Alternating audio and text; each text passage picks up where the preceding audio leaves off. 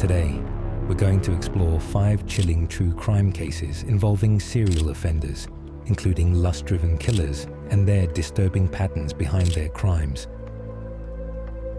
Let's begin with the first one. 1:30 in the morning on January 27th, 1974, someone called the San Francisco Police Department and reported finding what appeared to be a body on Ocean Beach. The caller did not give a name. He did not stay on the line. When officers arrived, they found a man on the sand who had been attacked multiple times. The caller was never identified. Investigators believed he had been at that beach for the same reason the victim had been there, and that identifying himself would have cost him more than he was willing to pay. That single phone call opened one of the longest-running unsolved cases in San Francisco history, and the silence of that anonymous caller turned out to be only the beginning of a much larger silence that would protect the person responsible for years. In the early morning hours of January the 27th, 1974, San Francisco police received an anonymous call about a man on Ocean Beach near 48th and Ulloa. Officers arrived to find him partially in the water and waded in to pull him to shore before the tide could carry him further. Gerald Earl Kavanaugh was 50 years old. He was a Canadian-born man who had come to the United States and was working at a mattress factory in the city. He was Catholic, had never married, and was known to spend time in the social spaces of the Castro and Tenderloin neighborhoods. He had a Timex watch on his wrist and a small amount of cash in his pockets. There was no identification on his person, and he became temporarily John Doe number 7, the 7th unidentified person found that year in San Francisco. It took investigators 2 days to connect him to a name. The San Francisco Chronicle published a short piece asking for public assistance. It ran on page 42. No witnesses came forward. The anonymous caller, who had reported Gerald that night, never identified himself either, and investigators believed he may have been at the beach for the same reason Gerald was, and that coming forward would have meant identifying himself in ways he was not willing to do. That silence, the silence produced by fear of exposure, would define this entire case from beginning to end. To understand why this case unfolded the way it did, you need to understand what it meant to be a gay man in San Francisco in 1974. The city had a reputation as a place of relative safety, and in certain respects it was. The Castro District, the Tenderloin, Polk Street, these were neighborhoods with their own culture, their own press, and their own gathering places. Men came from across the country because here, at least, there were spaces where you could exist without constantly hiding. But the San Francisco Police Department had a deeply hostile relationship with that community. Officers conducted raids on gay bars. Being caught in the wrong place at the wrong time could cost a man his job, his housing, his family, and everything he had built. Ron Huberman, the first openly gay investigator in the San Francisco District Attorney's Office, described the institutional attitude plainly. Within the department, the prevailing view was that gay men who experienced harm had in some sense invited it. The idea of dedicating serious resources to solving those cases was not a priority. This was the environment the person later known as the Doodler operated inside. He knew that the community he was targeting was the community least likely to go to police. He was right about that, and that understanding protected him for nearly 2 years. There is one more reason this case was not given the attention it deserved, and it matters to the full picture. San Francisco in 1974 was already home to some of the most heavily covered criminal cases in American history. The Zodiac, active since 1968, was still unidentified and still consuming enormous investigative resources. The Zebra cases, carried out by a group targeting random pedestrians on city streets, had produced a period of public alarm so severe that the normally busy streets of San Francisco were nearly empty. 16 major crimes investigators covered the entire city. Resources were stretched across multiple active investigations, and cases involving gay men by the consistent account of people who worked inside the system at the time, were not receiving equal attention.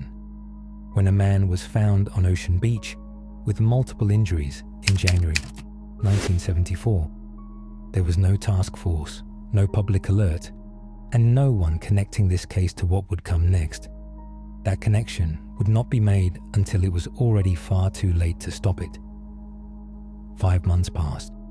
Then on the morning of June 25th, 1974, a woman discovered a man on a path beside Spreckles Lake in Golden Gate Park, approximately 1.5 miles from where Gerald Kavanaugh had been found.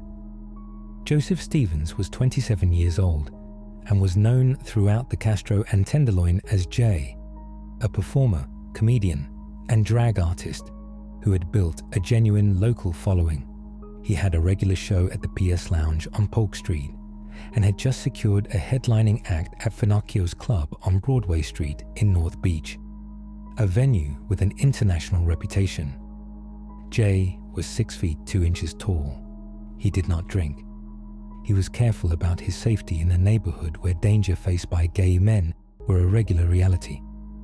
He was found with serious injuries, and physical evidence at the scene indicated the encounter had occurred approximately 10 feet from where he was ultimately found, and that he had been moved afterward. Witnesses placed him leaving the cabaret club in North Beach the previous night.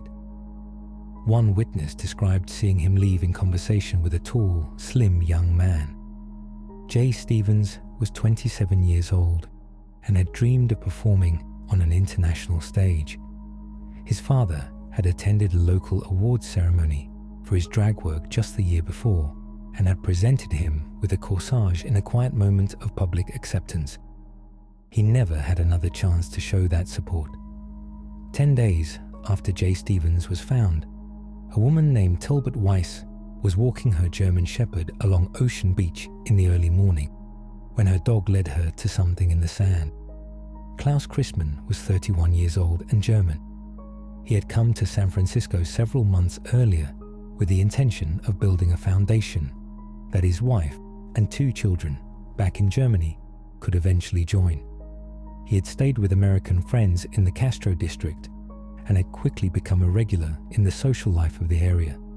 He was last seen at Bojangles, an inclusive dance club in the Tenderloin, on the night of July 6th. The injuries were more severe than in the previous 2 cases. He suffered numerous injuries. Inspector David Toshi, who had worked the Zodiac cases, described the scene as among the most disturbing cases he had seen. Klaus Christmann had a wife and 2 children in Germany. They received a 7-word telegram. By this point, Inspectors Guilford and Sanders could no longer treat these cases as isolated incidents. The profile was consistent, the locations were consistent, the method was consistent. San Francisco had a pattern, and the community being targeted was the gay community. After Klaus Christmann, something shifted inside the community itself.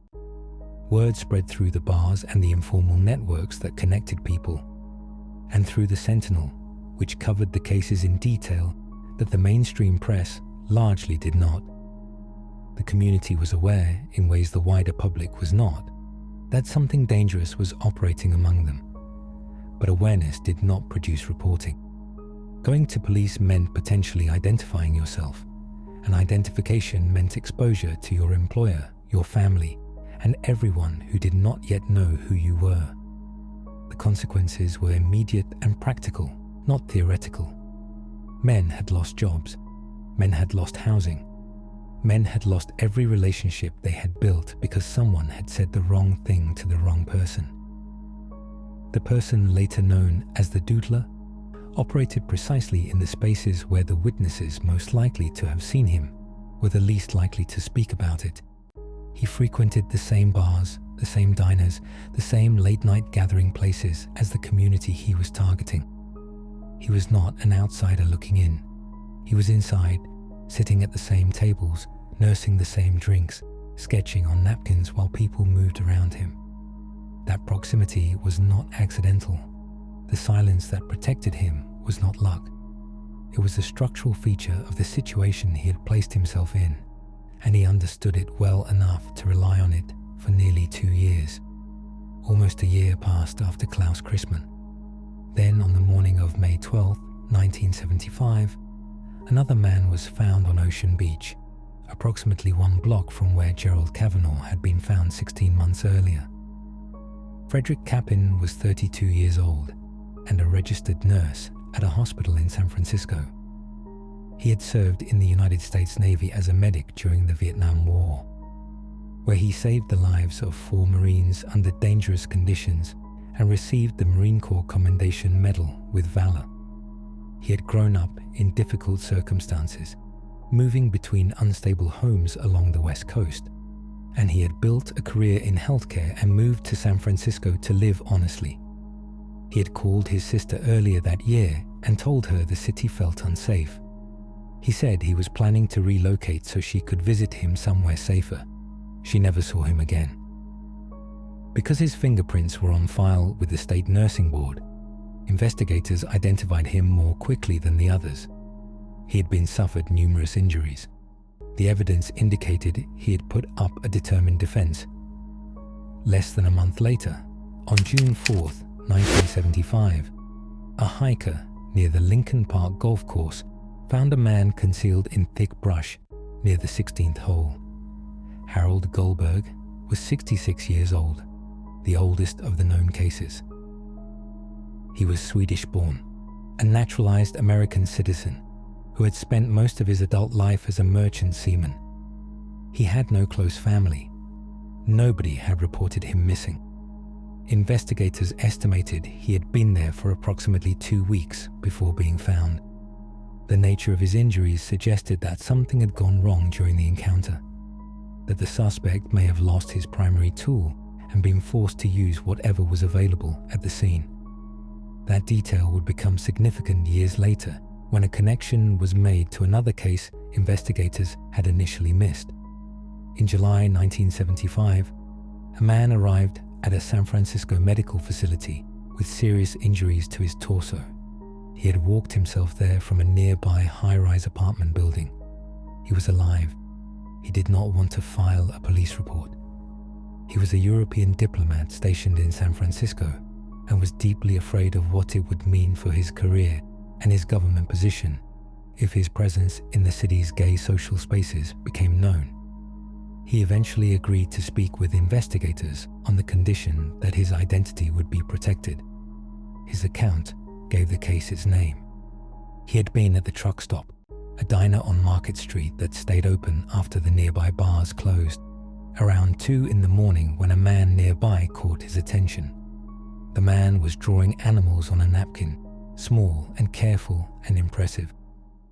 The diplomat had an artistic background of his own, and they struck up a conversation. The man said he was studying to be a cartoonist. They talked. The diplomat invited him back to his apartment at Fox Plaza on Market Street. Once there, the man went to use the bathroom and did not come out for a long time.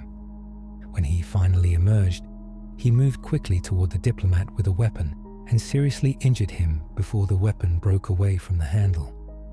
The diplomat survived. He described his suspect as a young black man, tall and slim, somewhere between 19 and 23 years old, with high cheekbones and wide-set eyes, and calm in a way that struck investigators as deliberate rather than natural. 2 more survivors came forward around the same time.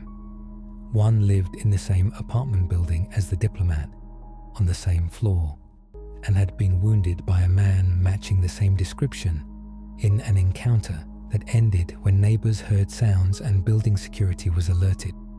The third was a well-known American entertainer whose name police did not release, someone whose career could not survive the disclosure of his presence in those spaces.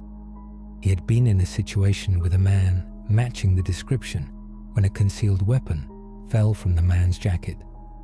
He left the city not long after and never filed a formal report. All 3 survivors could describe their suspect in detail. All 3 knew who he was. Not one of them was willing to say so in a courtroom. In October 1975, investigators worked with a sketch artist using the diplomat's detailed description to produce a composite image of the suspect. It was published in the Sentinel and picked up by the San Francisco Chronicle the following week. The tips came quickly. An anonymous woman called in a first name. She called back 10 days later, frustrated that nothing had happened, and this time provided an address, an age range, and a license plate number. 3 days after that, a secretary at Highland Hospital in the East Bay called to say that her employer had a patient she had recognized from the sketch. 3 days after that, the psychiatrist himself called. His patient had admitted to the assaults during a therapy session, he said. He was certain. He had no doubt whatsoever. Investigators had a name, an address, a license plate, and a psychiatric statement. They put the person under surveillance. The person identified through this process was a young man in his early 20s, living in the East Bay. Quiet, intelligent, middle class. He had been struggling with his identity since his early teens and had been seeking help from a psychiatrist. Help aimed at resolving attractions he did not want to have. In January 1976, Guilford and Sanders brought him in for questioning. He came voluntarily and without legal representation. He denied being the doodler. But he did not deny everything.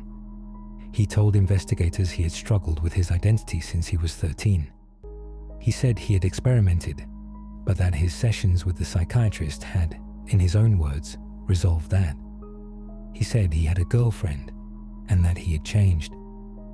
Guilford later told the San Francisco Chronicle that the man's description of himself matched the profile they had built so precisely that there was no question in his mind about the identification. But matching a profile is not the same as having usable evidence, and Guilford and Sanders were about to discover exactly how far the distance between those two things could stretch. The investigation ran directly into a series of obstacles that, taken individually, might each have been navigated. Together, they were insurmountable. The psychiatric statement could not be used. Confidentiality laws between a therapist and patient, while updated in 1975 to include a duty to inform in situations of ongoing threat, were difficult to translate into admissible courtroom evidence. The psychiatrist had done what he believed was right by calling police. Using that call against his patient in a prosecution was an entirely different question. The anonymous woman, who had provided the name, address, and license plate, had done so in phone calls and never identified herself. She could not be called as a witness. That left the three survivors. The diplomat looked at a photograph collection and identified the suspect, but he would not go further. He was not willing to have his name and his presence in those spaces become part of a public legal record. The second survivor refused any process that might disclose his identity. The entertainer had already left the city. All three of them knew. All three were willing to say so privately. Not one would say so in public. Harvey Milk, who was becoming one of the most prominent voices in San Francisco's gay community and would be elected to the Board of Supervisors the following year, addressed this directly. He said he understood why the survivors could not testify. He said the pressure society had placed on them was real, and that he respected that they had to make the choice that felt survivable to them. The investigation went cold. The legal system had required something that those three men could not safely give, and the case, which was in every practical sense solved, remained formally open. After the suspect was questioned and released in January 1976, the incidents in San Francisco stopped. He left the city not long after. Investigators working the re-investigation decades later examined whether there were connected cases in other cities along the route he traveled through the United States. They identified similarities in cases in Louisiana, but declined to provide further details because those cases remained open. For decades, the known account of this case described 5 fatalities and 3 survivors. When Inspector Dan Cunningham reopened the investigation in 2017, one of his first conclusions was that this accounting was incomplete. on April the 27th, 1975, a man named Warren Andrews had been found severely wounded near Land's End, a clifftop area overlooking the ocean approximately a mile from where Harold Goldberg would be found several weeks later. Warren Andrews was 52 years old and a lawyer for the United States Postal Service. He was alive when found but in serious condition, and he never recovered sufficiently to speak to investigators about what had happened to him. He passed away several months later. His case had not originally been linked to the Doodler because the method of injury was different from the others, but the location, the setting, the timing, and the profile all aligned. Cunningham's reading was that something had gone wrong during the encounter near the cliff's edge, that the individual had lost his tool in a struggle and been forced to improvise, a detail that also connected to the Harold Goldberg case. Warren Andrews was added to the confirmed list. The total became 6. In 2017, San Francisco Police Department Inspector Dan Cunningham formally reopened the Doodler case and began a full review. What he found was a case preserved in fragments.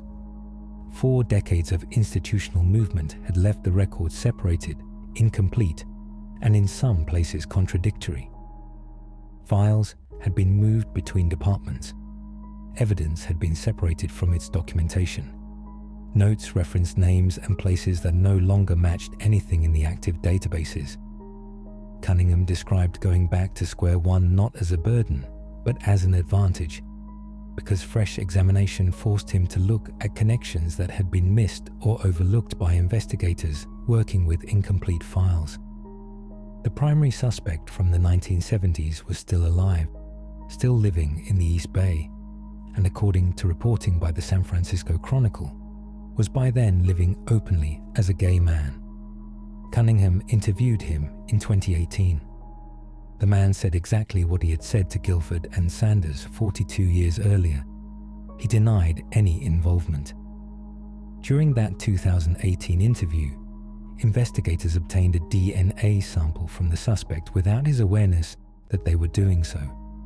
That sample became a central piece of the ongoing forensic effort. One of the most significant ongoing obstacles was the question of the psychiatrist who had called police in 1975 to report his patient's confession. The only surviving record of his name in the police files was a note Guilford had written: Dr. Priest, psychiatrist, Highland Hospital. When Cunningham went looking for any record of a Dr. Priest practicing psychiatry at Highland Hospital in the East Bay in the 1970s, he found nothing. The hospital had no record matching that name. In 2021, a journalist from the San Francisco Chronicle identified a possible match. Dr. Howard Priest, whose name was spelled differently, had a professional history that matched almost exactly. He had practiced psychiatry at Highland Hospital during the relevant period, had previously counseled military personnel in Germany, and had also worked with incarcerated individuals at a California state facility. Dr. Priest had passed away in 2005. His daughter confirmed that a young man in conflict about his identity seeking therapeutic resolution was precisely the type of person her father would have treated. She did not have access to his old patient records and did not know where they might be. Cunningham sought a court order requiring Highland Hospital to release Dr. Priest's patient files from that period. The judge declined the request, stating there was no evidence the patient still posed a threat to the public. The records remain inaccessible. Beginning in 2020, investigators submitted physical evidence from the original scenes for DNA analysis. The challenge was considerable. Any trace material from the suspect, if present at all, would need to be isolated from a far larger volume of biological material belonging to the victims. A handkerchief recovered at the scene of Harold Goldberg's case was of particular interest. Investigators believed it may have been left by the suspect rather than Goldberg himself, and it became one of the primary focuses of the forensic analysis. Forensic science has advanced considerably since 1975. The same techniques that identified the Golden State Killer after decades gave investigators on this case legitimate grounds for optimism. Inspector Cunningham stated publicly and repeatedly that he had not abandoned the possibility of a DNA result. No public announcement of a match has been made as of the most recent available reporting.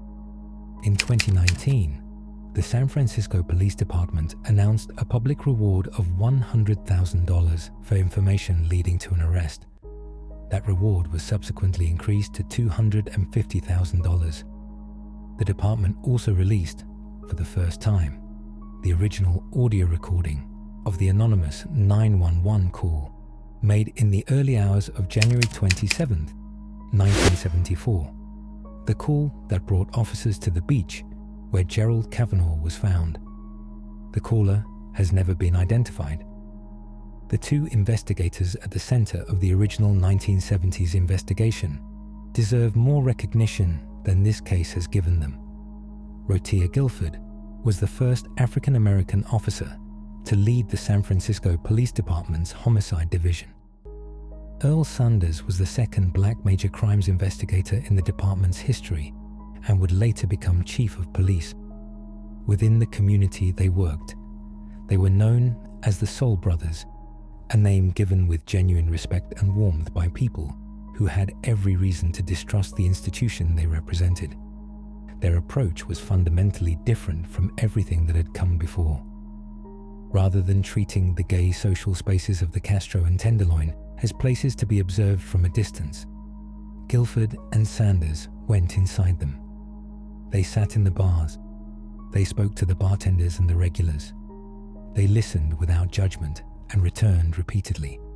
They worked over months to earn a degree of trust in a community that had been given almost no reason to extend any to anyone wearing a badge. Ron Huberman, the DA's office investigator who worked alongside them, said that approach made a genuine difference, and that every significant development in the investigation came because Guilford and Sanders had built enough trust for people to share information they would have kept entirely to themselves with any other investigators. The frustration of having a suspect identified, having survivors who could name him, and still being unable to bring charges was something Guilford carried for the rest of his career. He stayed connected to this case long after it went cold and spoke about it to journalists years later with the same clarity and certainty he had expressed in 1976. He never stopped believing they had the right person. He never made peace with the outcome. And the fact that he lived long enough to see Inspector Cunningham reopen the investigation and pursue it with the same seriousness and the same commitment that Guilford had brought to it in its earliest years was something that mattered to him deeply, even though the resolution he had spent decades hoping for had still not arrived by the time he died. Because the suspect has never been formally charged and his identity has never been publicly released, what can be said about him is limited to what investigators have chosen to share on record and what has been reported by journalists who have covered the case closely over the years. He was a young man in his early 20s in 1974, tall and slim, and the diplomat who survived his encounter described his demeanor as calm in a way that felt studied and deliberate rather than natural, the composure of someone who had made a conscious decision about how they intended to present themselves rather than the ease of someone who was simply at peace with where they were. He had been in conflict about his identity since early adolescence and had sought therapeutic help, not to understand or accept that conflict, but to resolve it in the direction that society and the institutions around him expected. And the conversion-adjacent therapeutic approaches that were not uncommon in the mid-1970s caused significant and lasting harm in many of the people who underwent them, including, investigators came to believe, in him. Investigators built a careful theory of motive around that internal conflict and the specific pattern of behavior the case revealed. He was, in their understanding, acting on same-sex attractions that he could not accept in himself, and then responding to those encounters with harm directed at the men he had been drawn toward, as if by eliminating the external presence, he could also eliminate the internal reality that presence had made visible to him. The phrase he reportedly used in at least 2 of the incidents The phrase "you are all alike" appeared in both the diplomat's account and the second survivor's account independently, and investigators understood it not as a casual remark, but as an expression of that internal conflict turned outward, a condemnation directed at others for embodying something he could not permit himself to acknowledge in his own experience.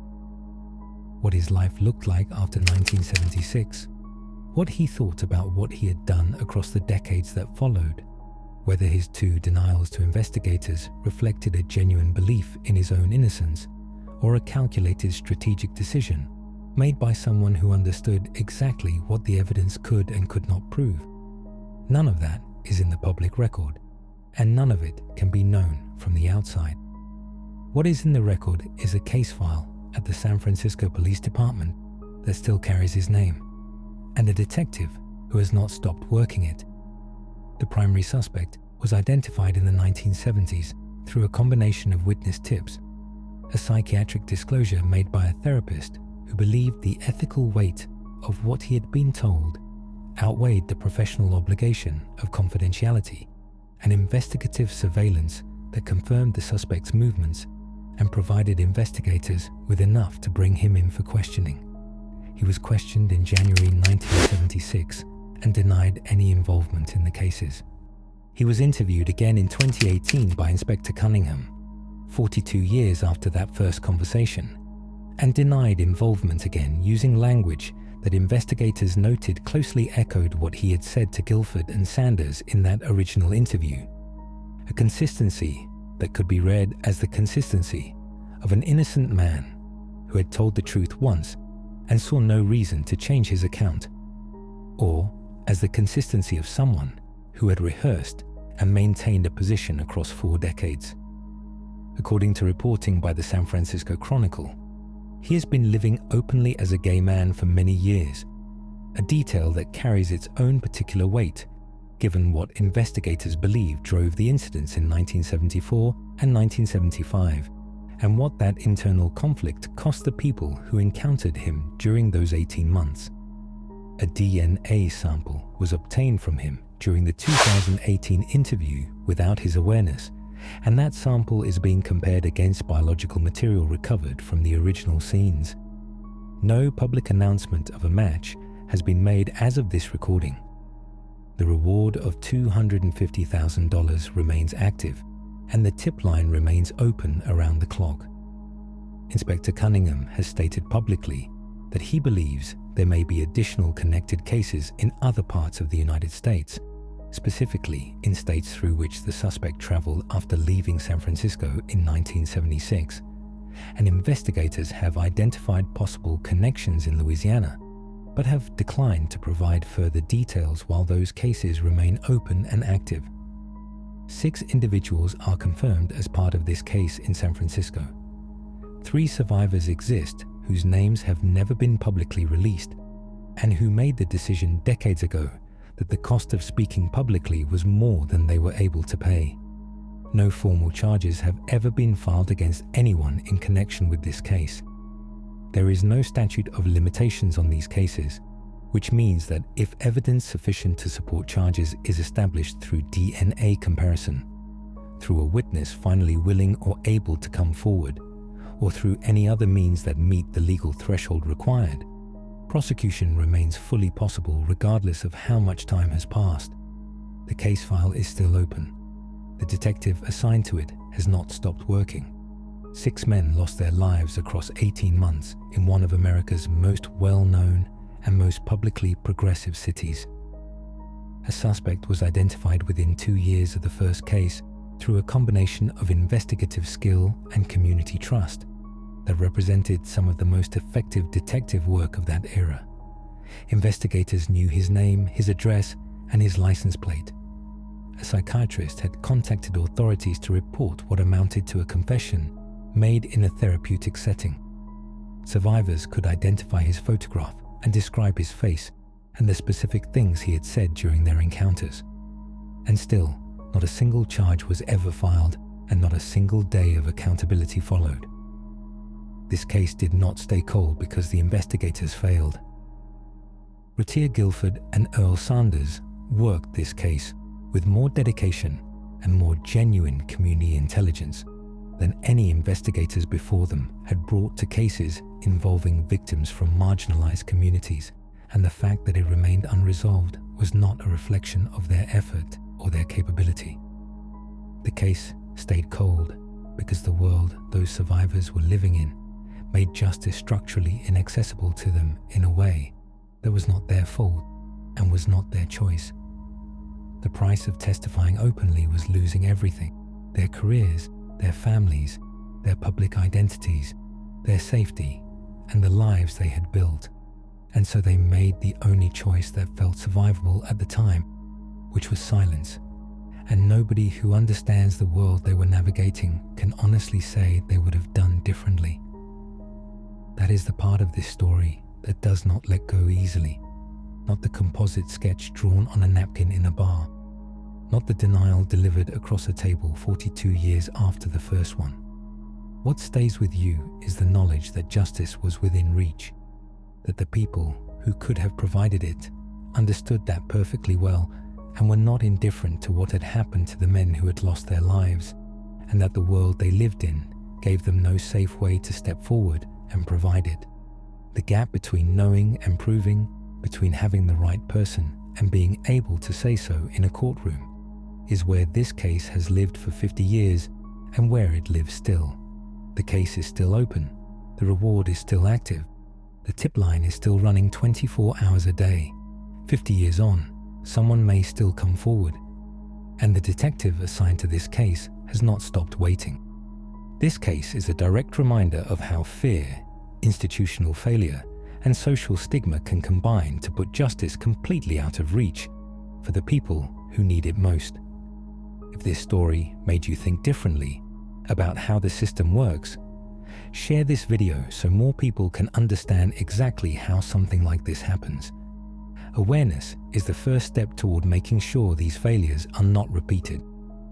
Subscribe for a new, fully researched case every week. Now let's move on to the second disturbing true crime story. November 14th, 1973, Nevinomysk, Soviet Russia. A 15-year-old boy named Alexander Nesmeyanov tells his family he is going to the youth club. He does not come back. 18 months later, an 11-year-old named Andrei Pogasyan heads into the forest with his club leader to film a documentary. He does not come back either. His mother goes to police and gives them a name: the man who ran the club both boys attended. A man the entire town celebrated. A man the Communist Party had just commended for his service to the community. No investigation is opened. Over the next decade, 3 more boys from the same club vanish. Same pattern, same leader. Nobody connects the names. 5 disappearances, 12 years, 0 arrests. It took one prosecutor, assigned to what looked like a routine missing person case in 1985, to finally place all 5 names side by side and ask the question this town had never been willing to ask. What she uncovered would expose 22 years of secrets hidden inside the most trusted institution in Nevinomysk. Anatoly Yemelyanovich Slivko was born on December 28, 1938 in Izerbash, a small Soviet oil town on the Caspian Sea coast in Dagestan. The town had only existed for 6 years before he was born, built out of Soviet industrial plans rather than any real community roots. Life there was hard, not occasionally, always. He was the oldest of 2 children. His father struggled with alcohol, and the household was marked by constant arguments and tension. It was not a home full of loud conflict. It was something quieter and harder to escape. The kind of stress that sits in the background of every single day. Medical records show that Slivko was born with hydrocephalus, a condition where fluid builds up around the brain. In a rural Soviet setting in the late 1930s, this was rarely treated properly. The consequences followed him throughout childhood. He had ongoing sleep problems, ate very little, and stayed physically small and weak. He also experienced persistent medical issues that caused him significant embarrassment during his school years, the kind of problems other children notice quickly and use against you. His teachers recognized that he was intelligent. He could learn, he could retain information, and he was genuinely capable when given the chance. But being smart did not protect him from what was happening at home or at school. When the Second World War began, his father was drafted into the Red Army. The Nazi invasion reached their region, and Slivko later described the experience of watching German soldiers enter his home in 1943 as something he never forgot. It was an image he returned to repeatedly in the documentary films he made as an adult. His father eventually came back from the war, but not as a hero.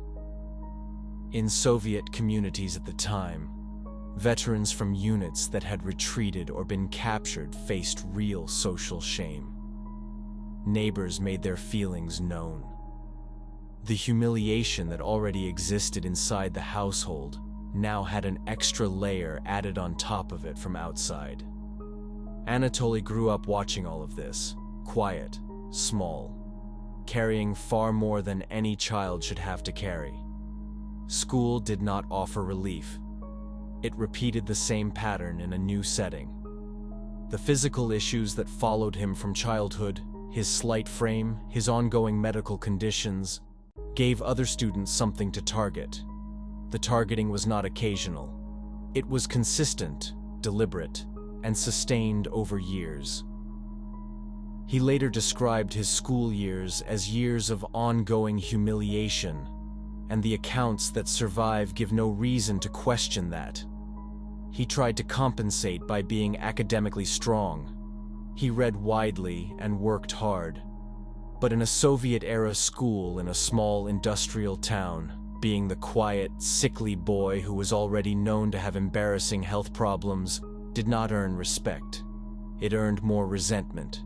He had no real friendships. He developed what he later described as a deep sense of being separate from everyone around him. Not better, just fundamentally different. He felt like he was watching the world from the outside, through a window he could not open. After finishing school, he applied for a university place in Moscow. He failed the entrance exam. For someone who had staked so much on his intelligence as the one thing that set him apart, this was a significant blow. He was then drafted into compulsory Soviet military service and sent to the Russian Far East. His superiors formally noted that his personality was timid and submissive, and concluded he was not suited to military life. The other servicemen treated him in the same way his classmates had. He was discharged early on health grounds before completing his service. He came back to civilian life in 1960, having accumulated, across his entire life to that point, an almost unbroken record of rejection and exclusion. This was no longer something that hurt him freshly, it had simply become the shape of his existence. In 1961, he moved to Stavropol Krai in southern Russia and found a job as a telephone engineer. His younger sister, who was worried about how isolated and disconnected he seemed, introduced him to a young woman named Lyudmila. They married. They would go on to have 2 sons together.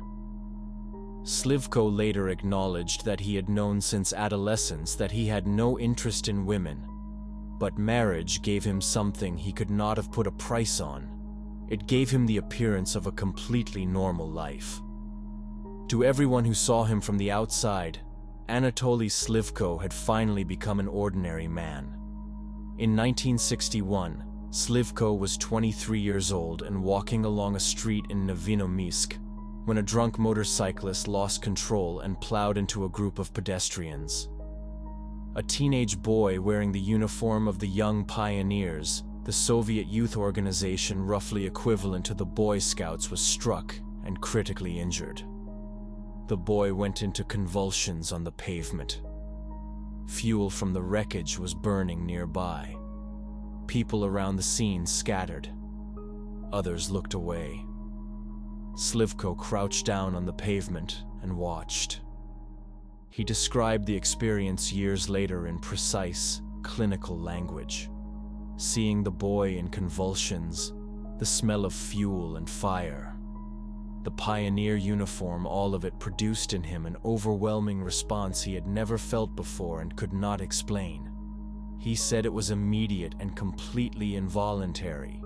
He said he suddenly felt a strong desire to harm a boy in the same way. He had no way to understand what had just happened to him. In 1961, the Soviet Union had no public conversation about psychological conditions of this kind. There was no clinic he could walk into, no book he could find, no language available to him for what he had just experienced. He went home and told no one. But the memory stayed with him. It came back. The uniform, the convulsions, the smell, the boy's complete helplessness. Over the following 2 years, it became something he could not move past, could not talk about, and crucially had no external pressure to resist. He had no framework for recognizing what this was or what it would lead to, and he was quietly building something that would give him the exact access he needed. Slivko genuinely enjoyed history, outdoor activity, and filmmaking. These were not fake interests invented to create a cover story. He was channeling something real and using it to serve a purpose that had nothing to do with helping young people. He set up his first youth club in the early 1960s, shortly after the accident. From the outside, it looked like exactly what it claimed to be a community resource for young boys. He organized hiking trips and climbing expeditions into the surrounding countryside. He made amateur documentary films, many of them focused on the German atrocities of the Second World War, a subject that was both historically significant and politically acceptable in Soviet culture. He showed up. He was consistent. He put in real effort. That first club was destroyed in a fire reportedly started deliberately by one of the boys who attended. No charges were brought, and no public explanation was ever given. Slivko quickly set up a second club and named it Chergid. Chergid became the center of his public life. It was based 3 miles from his home in Nevinomysk and operated as a legitimate youth travel and outdoors organization. Parents thanked him personally. Local newspapers covered the club's trips and achievements. Soviet radio interviewed him. Communist Party officials came to visit, approved of what they saw, and issued formal commendations. He received certificates of recognition from city and regional authorities. In 1971, he moved careers and became a school teacher, adding another layer of official standing to his reputation. In 1977, he was elected as a deputy of the city council. He was awarded the title of Honored Teacher of the Soviet Union, one of the highest honors available to anyone working in education in the country. Nevinomysk did not just accept Slivko, it actively celebrated him. What he had inside Chergid beneath all of that was something very specific. He had uninterrupted access to boys between the ages of 11 and 17, whose families trusted him without question, who looked up to him as their leader, and who had been shaped by months or years of genuine club activity to follow his instructions without hesitation. From 1963 onwards, Slivko began introducing something he called an experiment to certain boys he selected carefully from within the club. The selection was never random. He would choose a boy who was small for his age, who was willing to wear the young pioneer's uniform, and who he had already spent a significant amount of time building a relationship with, weeks or months of earned trust through normal club activities. He never approached a stranger. It was always someone who already believed in him completely. The explanation he gave the boy varied slightly from case to case. Sometimes he described a technique that could help a boy grow taller by briefly stretching the spine through a controlled suspension process. At other times, he presented it as a scientific study into the effects of limited air supply on the body and said he needed willing volunteers. The specific story changed, but the shape of it never did. The experiment was always framed as medical, voluntary, and overseen by someone with genuine knowledge and authority. Before the session, the boy was told not to eat for a few hours, to prevent nausea, Slivko explained. Slivko would provide a fresh, clean young pioneer's uniform for the boy to wear. He pressed the uniform himself. He shined the shoes himself.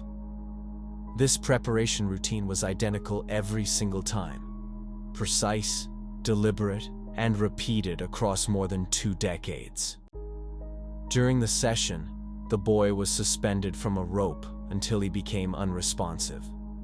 While the boy was completely unresponsive, Slivko carried out the harm and filmed and photographed the entire session.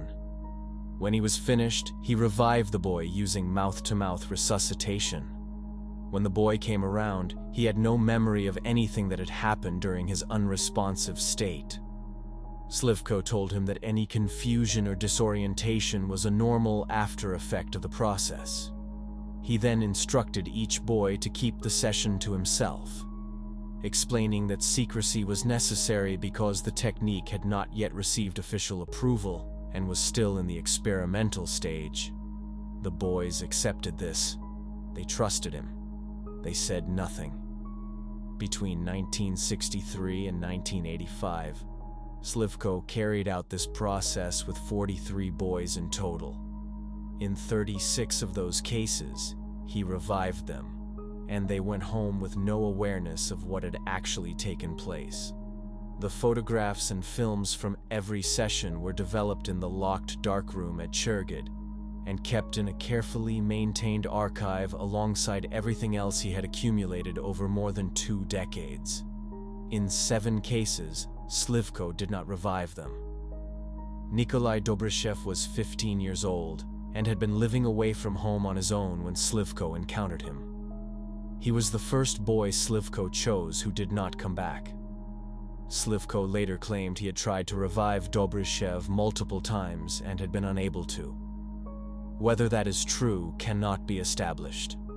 What the records confirm is that after the session, Dobryshev did not regain consciousness. Slivko disposed of the remains, then destroyed the evidence using fire, deliberately recreating the specific sensory details of the 1961 accident that had started everything, and concealed what remained in woodland outside Nevinomysk. He then destroyed the photographs and film from that session. He destroyed the records from his first case. He kept the records from every other case he ever carried out. He told himself it would not happen again. Less than a year later, it did. The second case followed the same pattern. Kovalenko, whose exact age is not fully confirmed in available records, did not survive. The same method of disposal was used: fuel, fire, burial in the forest outside Nevinomysk. After Kovalenko, Slivko stopped the irreversible incidents for 8 years. He kept running Chergid. He continued harming other boys, roughly once or twice a year throughout this entire period. He kept developing his films in the darkroom and maintaining his archive. He received awards. He was photographed at community events. He sat on the city council. Why he paused the irreversible incidents for 8 years is not fully clear from the historical record. Some investigators believe it was fear following the police interest around Dobryshev's disappearance. Others point to a period of conscious restraint. What is confirmed is that the incidents continued throughout. The pause applied only to the cases that ended in loss of life. In November 1973, that pause ended. Alexander Nesmeyanov was a 15-year-old Chergid member who had spent a lot of time with Slivko in the weeks leading up to his disappearance. To everyone around them, it looked like a normal mentorship. An older boy spending time with his club leader. Nothing about it stood out. Nesmeyanov went missing on November 14th, 1973. What came next shows exactly how deeply embedded Slivko had become in the community. In the weeks after the disappearance, he made himself central to the search effort. He printed and handed out missing person leaflets around the neighborhood. He organized search groups involving club members and local volunteers. He coordinated with residents. And throughout all of this, he made sure the search groups stayed away from the specific forest locations he knew about. Police spoke to him as a routine part of their inquiries. He was calm, cooperative, and helpful with the practical side of the search. He was not considered a suspect.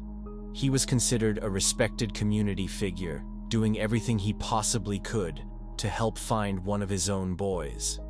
Nesmeyanov was never found. 2 years after Nesmeyanov vanished, an 11-year-old Chergid member named Andrei Pogasyan told a neighbor he was heading into the forest to take part in a film the club leader was making. He did not return. His mother went directly to the police. She told them specifically that Slivko had filmed documentary content in that same forest before, and that her son had been going there to take part in something similar. She gave them his name clearly and directly. The police knew who Slivko was. He was not a stranger or a suspicious outsider. He was a well-known and publicly praised figure in Nevinomysk. He had awards. Party officials had spoken highly of him. The local press had written about him. The idea that this particular man could be connected to the disappearance of a child was, in the context of that community in 1975, simply very hard for anyone in an official position to take seriously. No investigation was opened. The case went cold. Between that 1975 complaint and Slivko's arrest in December 1985, he was responsible for 4 more boys losing their lives. The moment Pogasyan's mother named him to police was the clearest opportunity anyone had to stop him. It was not acted on. Pogasyan was never found. Sergei Fatsiev was 13 years old when he went missing from Nevinomysk in 1980. Like Nesmeyanov and Pogasyan before him, he was a member of Chergid. 3 boys gone across 7 years, all from the same club, all connected to the same adult. The pattern was sitting there in the records. No one looked for it. Investigators who later went back through the files noted that if anyone had placed Fatsiev's disappearance alongside the 2 previous cases at the time, the connection would have been difficult to ignore. Nobody did that. Fatsiev was never found. Vyacheslav Kovastyk was 15 years old when he went missing in the autumn of 1984. The details of his case are consistent with every case before his. A Chergid member, a forest setting, no witnesses, no remains ever located. By 1984, Slivko had been doing this inside the same community, using the same approach, maintaining the exact same public image for more than 2 decades. The awards kept coming. The club kept running. The local newspaper coverage continued. From the outside, nothing had changed at all. Kovastyk was never found. Sergei Pavlov was 13 years old. He was the last. On July 23, 1985, Pavlov told a neighbor he was going to meet the Chergid leader to take part in a home movie. He left in the afternoon. He did not come home. His parents went to the police straight away. They were told their son had most likely run away. That was the standard response, the one that had effectively closed every previous case. His parents refused to accept it. His mother especially would not let it go. She went to the club. She spoke to Slivko face to face. He responded with composure, expressed the right amount of concern, and denied knowing anything about what had happened to Sergei. She then began talking to other boys at the club. What they told her stopped her in her tracks. Descriptions of experiments, periods of time they could not account for, waking up feeling disoriented, with no clear memory of what had happened during the session. She kept pushing. The information made its way to prosecutor Tamara Languyeva, who was officially assigned to investigate the disappearance. Sergei Pavlov was never found. Tamara Languyeva was a prosecutor based in Nevinomaisk in 1985. She was assigned to the Pavlov case without any particular expectation of where it would lead. It looked, on the surface, like another missing teenager in a town that had seen several unexplained disappearances over the years. She visited Chergid. She watched how the club operated. She went through the available records. She found nothing that immediately pointed to criminal activity. The club's public activities were fully legitimate. Its paperwork was in order, and its leader had a community reputation that made the idea of any serious wrongdoing seem almost impossible to take seriously. But Languyeva kept talking to the boys. Across multiple separate conversations with boys who had no idea what anyone else had told her, the same things kept coming up. An experiment. A process Slivko had described as stretching the spine. Gaps in memory they could not explain. Coming to without knowing how much time had passed or what had happened. The words temporary memory loss appeared again and again from different boys across different conversations. No single account was enough on its own. Each one described something strange, but nothing that clearly indicated criminal conduct when looked at in isolation. The experiment had been designed specifically to sound innocent. It was framed as medical. The boy had agreed to it. Slivko had brought him back around afterwards. The story he had given each boy held together on its own terms, but Languyeva did not look at the accounts in isolation. She placed them side by side. Then she laid them alongside the list of missing boys, everyone a club member, everyone last seen heading to something connected to Slivko, and the pattern became impossible to write off as coincidence. She formally recommended to the city prosecutor that a search of Slivko's home and the Chergid premises be authorized. The authorization came through in December 1985. Officers carried out the search in 2 stages. Slivko's home in Stavropol produced limited direct evidence. He had been careful about what he stored there. It was a family home, his wife, his 2 sons, the contents of an ordinary household. Chergid was a different matter entirely. Behind the locked darkroom door, developed photographs, film reels, coils of rope and rubber tubing, several bladed tools, a collection of boys' shoes, each pair carefully stored, each pair cut through at the mid-foot in a precise and deliberate way. Uniforms, equipment that matched, in every specific detail, what the boys had independently described to Languyeva, all of it maintained and organized with the kind of care that spoke to someone who had been keeping this archive going for more than 20 years. The photographs and films documented everything Slivko had been doing since 1963. The sessions, the boys in an unresponsive stat, the sessions that had not ended in revival, every stage filmed, every session kept. He had destroyed only one set of records in more than 2 decades, the material from Dobryshev's case in 1964.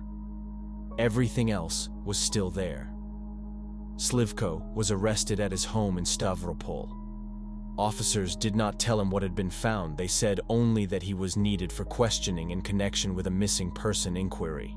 He was brought in, confronted with the darkroom evidence, and shown the accounts from surviving boys. On December 28, 1985, his 47th birthday, Anatoly Slivko began to confess. Slivko's confession was thorough and methodical. He went through each of the 7 irreversible cases in specific detail: locations, dates, what happened in each session, how he disposed of the remains, what he had kept, and what he had destroyed. Investigators noted that the way he cooperated did not fit any definition of remorse they were familiar with. He was not distressed. He was not resistant. He was not looking for sympathy. He described everything he had done with the same careful precision he had apparently used while doing it. He pointed to the 1961 traffic accident, the uniform, the smell of fuel, the convulsions of the boy who had been struck as the starting point for everything that followed. He consistently said he had never understood why the accident had produced the response it did, and consistently said he had never had any way to seek help for what he knew, even at the time, was something he could not explain or control. Confirmed 36 cases, in addition to the 7 that had ended in loss of life.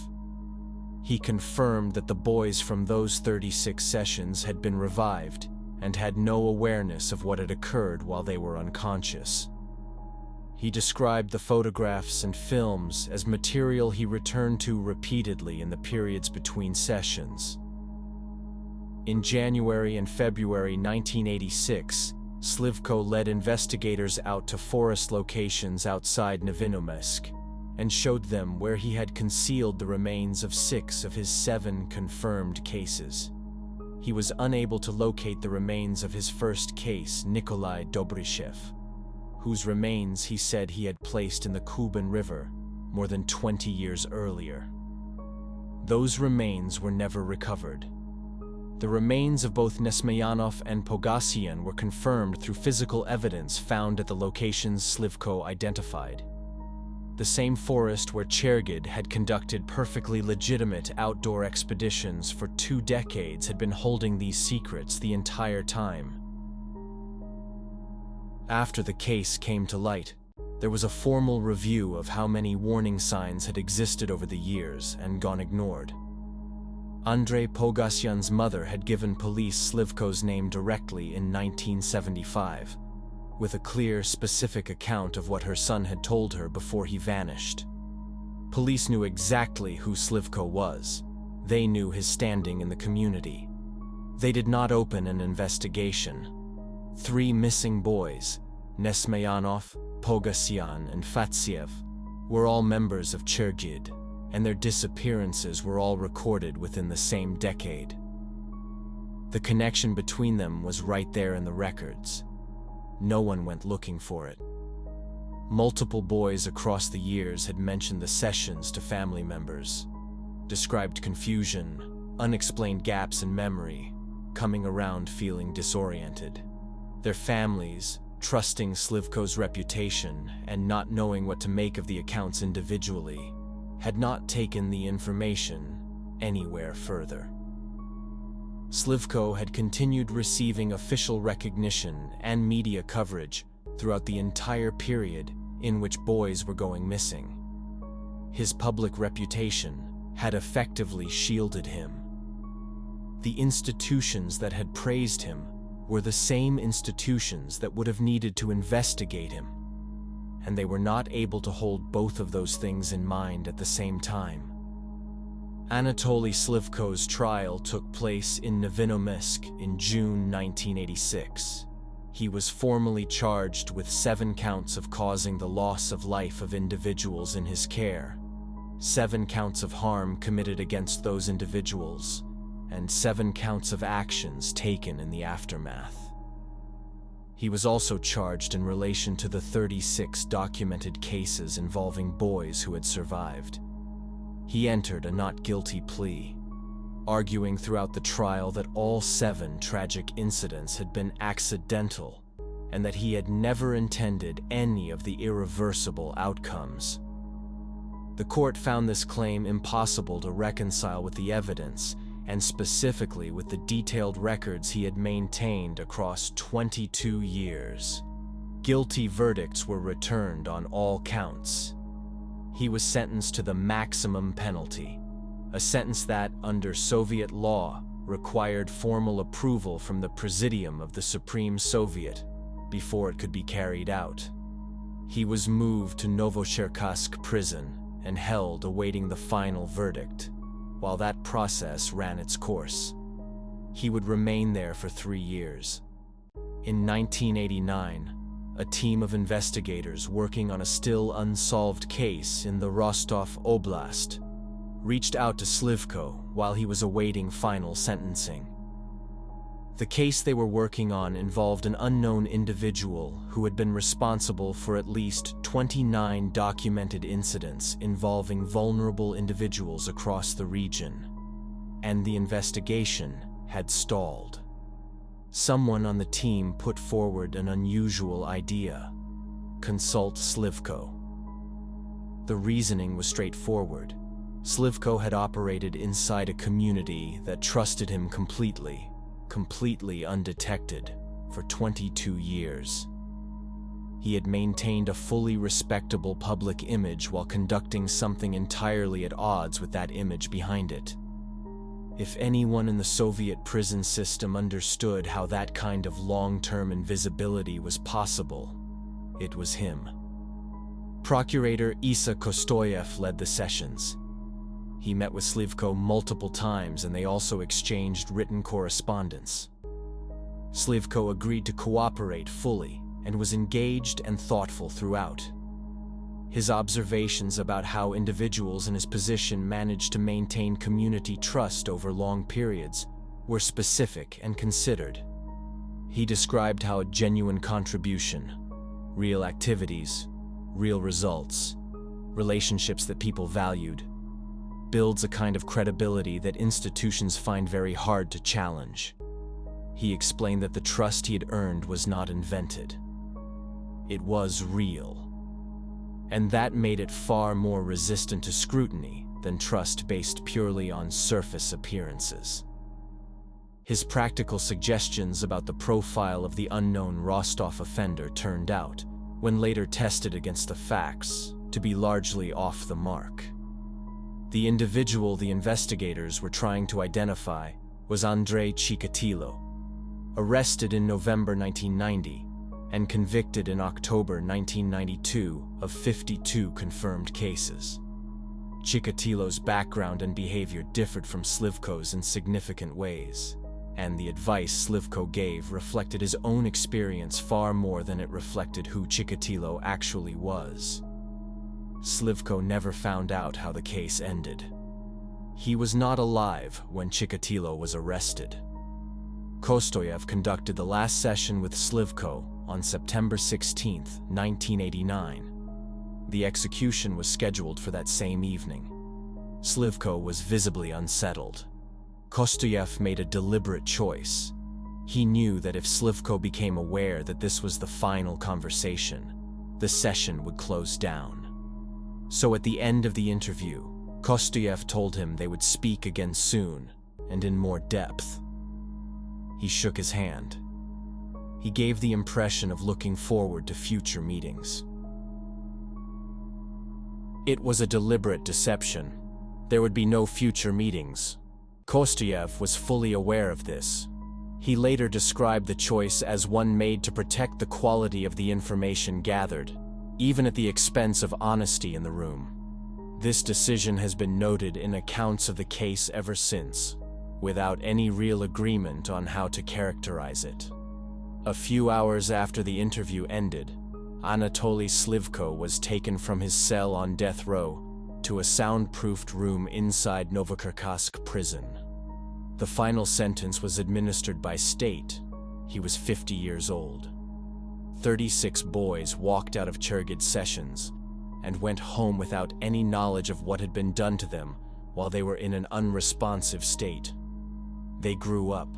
They built adult lives, jobs, families, the ordinary progress of living in Soviet and then post-Soviet Russia. For years, some of them for decades, they carried the memory of what they believed had been a medical experiment conducted by a trusted adult. They had kept quiet about it, just as they had been asked to. They had no reason to question the version of events they had been given. When the case came to light publicly after the 1986 trial, those survivors found themselves, without warning, without any preparation, and without any support structure in place, connected to a criminal case they had not known was related to them. Many of them were adults by then, some with children of their own. What they now had to process was not just what had actually happened during those sessions, but what that meant for every year they had spent believing something completely different. The Soviet Union in 1986 had no established system for supporting survivors in that position. There were no specialist services, no legal process through which they could be formally recognized, and no public space in which their experience could be discussed openly. Most of them did not speak publicly at the time. Most have not spoken publicly since. Their names have stayed out of the public record, whether by choice or simply by circumstance. The clearest point of failure in this case was 1975. Pogossian's mother gave police Slivko's name directly, with a clear account connecting her son's last known movements to Slivko's activity in the same forest. The police knew exactly who he was. They chose not to investigate. Between that complaint and Slivko's arrest in December 1985, 4 more boys did not come home. Fatsiev, Kovistik, and Sergei Pavlov among them represent the direct cost of that decision. No formal consequences were ever recorded for the officers involved. The reason it happened is not complicated. Institutions find it very difficult to investigate someone they have publicly celebrated. The awards, the council seat, the newspaper coverage, all of it made opening an investigation feel internally inconsistent. To look into Slivko was to question everyone who had ever praised him. That is not a dynamic that produces fast decisions, and in this case, the delay cost 4 lives. The photographs and films from the darkroom were catalogued, reviewed, and used as evidence in the prosecution. Investigators later said they had no professional language adequate to describe what they had watched. After the trial, all of it was destroyed. The boys' shoes were catalogued, entered into the record, and destroyed. The Chergid building was closed and handed back to local authority. The forest outside Novinomisk still stands. One prosecutor who kept asking questions, and one mother who refused to accept the word runaway, ended 22 years of silence. If this documentary gave you something to think about, share it. These cases deserve more than a headline. Subscribe for a new, carefully researched true crime documentary every week. Stay observant. The most trusted person in the room is not always who they appear to be. Now let's move on to the third disturbing true crime story. On the morning of February 9th, 1983, a plumber was sent to 23 Cranley Gardens in the Muswell Hill area of North London to deal with a drainage problem that had been affecting residents for several days. The building had been divided into flats and the plumbing had been backing up repeatedly. When the plumber looked down into the drain beneath the house, he found something that stopped him immediately. He described seeing butchered-looking material along with small remains. When he reported this to authorities, the call reached Detective Chief Inspector Peter J., who drove to the property that morning. J. stood outside in the cold, assessed what had been pulled from the drain, and his conclusion was immediate. The fragments were identified as human remains. The blockage originated from the upper floors, which meant someone in the top flat was responsible. That tenant was a 37-year-old civil servant named Dennis Andrew Nilsen, who worked at a nearby job centre and was due back from work at 5:30. Jay waited rather than forcing entry, and when Nilsen walked through the front door on schedule, he appeared entirely composed, dressed in a trench coat, carrying a briefcase, giving no indication of anything unusual. Jay introduced himself and said he had come about the drains. Nilsen asked with a faint smile since when police had been interested in blocked drains. Jay told him to take him upstairs. Inside the flat, the smell was immediately apparent. Jay told Nilsen that his drains had been blocked with biological material linked with the case and asked plainly where the rest of the body was. Nilsen paused only a moment and said the rest was in bags in the other room. Officers found 2 large black bin liners in the wardrobes, container holding more evidence, and additional items beneath an upturned drawer in the bathroom. Nilsen was arrested and taken to the station. In the back of the car, Detective Inspector Steve McCusker asked whether they were dealing with one body or perhaps 2. Nilsen said neither. He said he thought it was 16. McCusker later described the steering wheel shaking in his hands as he drove. Dennis Andrew Nilsen was born on November 23, 1945, in Fraserburgh, a remote fishing community on the northeast coast of Scotland.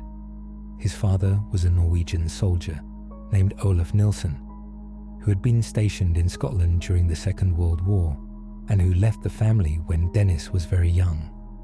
Dennis grew up without a father in a household shaped by his mother Betty and the wider family around her.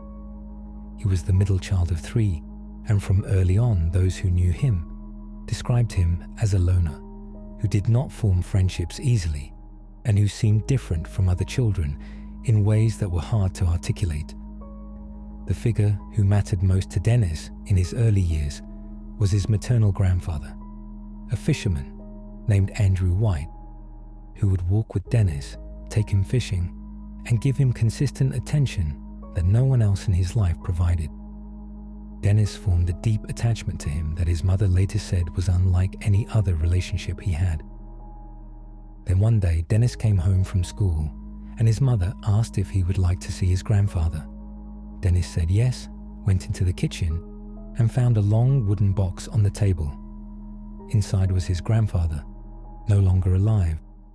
Nobody had told Dennis that his grandfather had died at sea. Nobody prepared him for what he was about to see. He walked into that kitchen at approximately 5 or 6 years old and encountered death as a complete shock. Brian Masters, the author who later wrote the definitive account of Nilsen's crimes, believed this was the moment something fundamental shifted in Nilsen's understanding of the world, that his idea of love and his idea of death became fused in a way that could never be undone. When his mother told him his grandfather had gone to a better place, Dennis reportedly thought that if his grandfather had gone somewhere better, why he had not taken him along. After his grandfather's death, Dennis withdrew further from those around him. His mother said she had never been able to cuddle him the way she could with her other children, that he resisted closeness and seemed to exist behind an invisible barrier. He had no real friendships at school and spent most of his time in a private internal world. When he was near the sea, he would sometimes mimic sinking, as if trying to reach his grandfather in some way that made sense only to him. He was a deeply isolated child who responded to not fitting in by retreating further into himself and into fantasies that were already beginning to form. By the age of 15, Nilsen had made up his mind to leave. In June 1961, he enlisted in the British Army and was assigned to the catering corps at Aldershot, where he trained as a chef. The army gave him structure and routine. He rose to the rank of corporal over 11 years of service, but was never fully accepted. Those who served with him described him consistently in the same terms. Fellow soldiers remembered Nilsen as argumentative in a particular way, not aggressive but contrary, always needing to see things differently from everyone else. While colleagues read popular magazines and listened to rock music, Nilsen read broadsheets and listened to classical recordings. People around him consistently used the word weird, and he was aware of this perception, and it did not appear to trouble him. What Nilsen carried through his entire army career and shared with no one was that he was gay, and in the early 1960s, British Army, this meant genuine institutional hostility that would have ended his career immediately had it become known. So he lived a double life from the very beginning of his adult existence, presenting one version of himself to the world, while everything he actually felt remained hidden. This practice of maintaining a public self and a private self became the defining structure of his entire life. During his army years, Nilsen developed what he described as a hobby in photography, but those around him noticed his interest went beyond documenting ordinary life. He would ask colleagues to lie on the ground and pose as if they had fallen in battle and photograph them in those poses. He was also learning in the catering core kitchens how to prepare meat, use cutting tools efficiently, and approach the task of preparing meat as a practical problem to be solved. His colleagues said he was a good chef, meticulous and careful, and they found it almost impossible to reconcile that person with what they later learned about him. In 1972, just before his 27th birthday, Nilsen left the army and moved to London. London, in the early 1970s, had a gay scene that was more visible and more accessible than anything he had been able to reach before. He began going to pubs and clubs in Soho and Camden, and for the first time in his adult life, was in spaces where his sexuality was not something he needed to hide. Nilsen joined the Metropolitan Police not long after arriving in the city.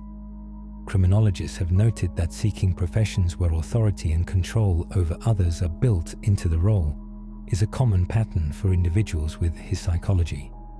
But Nilsen lasted only 11 months before leaving, and those who have examined his file suggest he was likely quietly encouraged to go. He then joined the civil service as a junior officer at a job centre and settled into his outward identity for the rest of his free life. The unremarkable public servant, punctual and competent, giving nothing away. What Nilsen wanted was not what the gay scene of 1970s London was primarily offering, which was casual and transient connection. He wanted a relationship. He wanted someone to stay.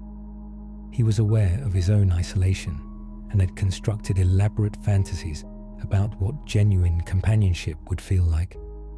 But he was also, by every account from people who spent time with him, extremely difficult to be around.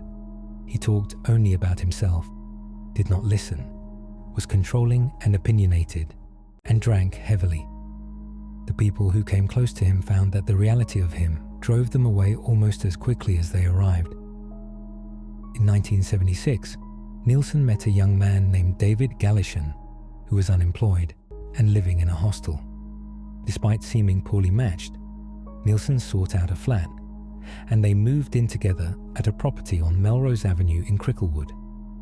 The home footage Nilsen filmed during this period shows a man who is loud and domineering in a constant low-level way, always directing, always correcting. Galichan walked out after approximately 18 months. Nilsen later acknowledged the departure had hurt him deeply, though he showed it in no outward way. After Galichan left, Nilsen continued to invite people back in the hope that someone would stay. From the outside, his life looked like the unremarkable existence of a quiet bachelor. Inside the flat, something else was developing. He would lie on the floor in front of a mirror with blue coloring on his lips, make his eyes appear unfocused, and stay there for hours, completely still. Those who witnessed this later said they believed he was staging lifeless poses. This was not occasional. It was a practice he returned to repeatedly in the years before everything changed. On New Year's Day, 1979, Dennis Nilsen woke up next to a teenager he had met in a pub the night before. He later claimed that the thought of this person leaving and leaving him completely alone became unbearable, and that out of that feeling came an impulse that overtook everything else he was, and he acted on it. The teenager was 14 years old. His name was Stephen Holmes, and it would not be confirmed until 2005 that he was the victim, because in 1979 he was simply a young person who had gone missing and whose disappearance was recorded on a list somewhere and not significantly pursued. After what occurred that morning, Nilsen described going about the practical business of what followed with a calm and methodical detachment, as if the act had been performed by someone else, and he was now simply dealing with the aftermath as an administrative matter. He concealed the remains beneath the floorboards, where it remained for almost 8 months, while he went to work every day and lived his ordinary life directly above it. When it became necessary to remove what was beneath the floorboards, he did so at night in the garden, using a fire to burn everything away. The local children who could see the fire from the street apparently thought it looked rather fun and came to watch, having no understanding of what they were seeing. The crucial element of that first incident was not simply that it happened, but that Nilsen discovered he had enjoyed it. This enjoyment, which he acknowledged in later interviews and written accounts, became the engine that drove everything that followed. He had found the one experience that gave him what nothing else in his life had managed to provide, a complete and total sense of control and presence and significance, and once he had felt that he was unable to leave it behind. Between New Year's Day 1979 and the autumn of 1981, when he moved out of the Melrose Avenue flat, Dennis Nilsen caused the disappearance of at least 12 young men at that address, though investigators believed the actual number was likely higher and that Nilsen himself may not have remembered every instance accurately. The young men he brought back were people he met in pubs and clubs. He had an ability, multiple witnesses described as uncanny, to identify people who were lonely and isolated and would most likely accept an invitation back to his place for a drink. The people Nilsen sought out were overwhelmingly young men who had come to London from elsewhere, had no fixed address, and were not firmly connected to the city's social networks.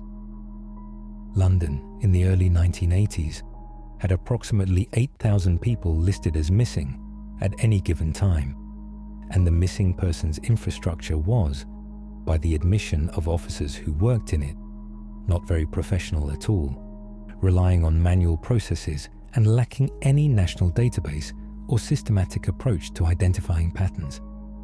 The families of some of the young men Nilsen encountered have spoken about reporting loved ones missing and finding themselves essentially added to a list with no meaningful follow-up. After each incident at Melrose Avenue, Nilsen followed a consistent pattern. He would clean everything carefully and then keep the person with him for days, behaving as if their presence kept him company, sitting them in chairs, having one-sided conversations, going about his domestic routines in their presence. Those who have analyzed his behavior suggest this was the expression of what he had actually wanted all along: company that could not leave, presence entirely within his control. When it was no longer possible to maintain this arrangement, he would process the remains methodically the kitchen floor while heavily intoxicated, then destroy them by fire bonfire in the garden at night, disguising the smell with rubber tires. When search teams later arrived at Melrose Avenue, they found a large number of skeletal remains in the garden soil. Silner, a survivor. Nobody listened to not all of the young men Nilsen brought back lost their lives. At least 5 were known to have gone to the police after encounters in which they had been harmed. In each case, the police did not pursue the matter with any seriousness. The attitude of the era, which former officers have since acknowledged was shaped by significant institutional bias, was that whatever had happened between 2 men who met in a gay pub was essentially a private matter, and Nilsen was able to continue without any meaningful interference. One of those survivors was a 21-year-old named Carl Stotter, who met Nilsen at a pub in Camden in April 1982 and went back to the flat. Carl later described waking up underwater and fearing for his life, then waking again to find Nilsen rubbing his legs to restore circulation and covering him with extra blankets, as if he had saved Carl rather than harmed him. Nilsen told Carl he had become entangled in his sleeping bag zip, and Carl, still disoriented, accepted this and left. He reported the incident to police, and it was effectively dismissed. Nilsen was able to continue for almost another year after that report was filed and ignored. Carl survived into adulthood, but was profoundly affected by what had happened and by the guilt of knowing he had survived when others had not. His sister Julie has spoken publicly about what Nilsen's attack cost Carl across the rest of his life, describing an existence shaped by alcoholism and psychological damage that never fully resolved. Carl passed away in 2013 at the age of 52.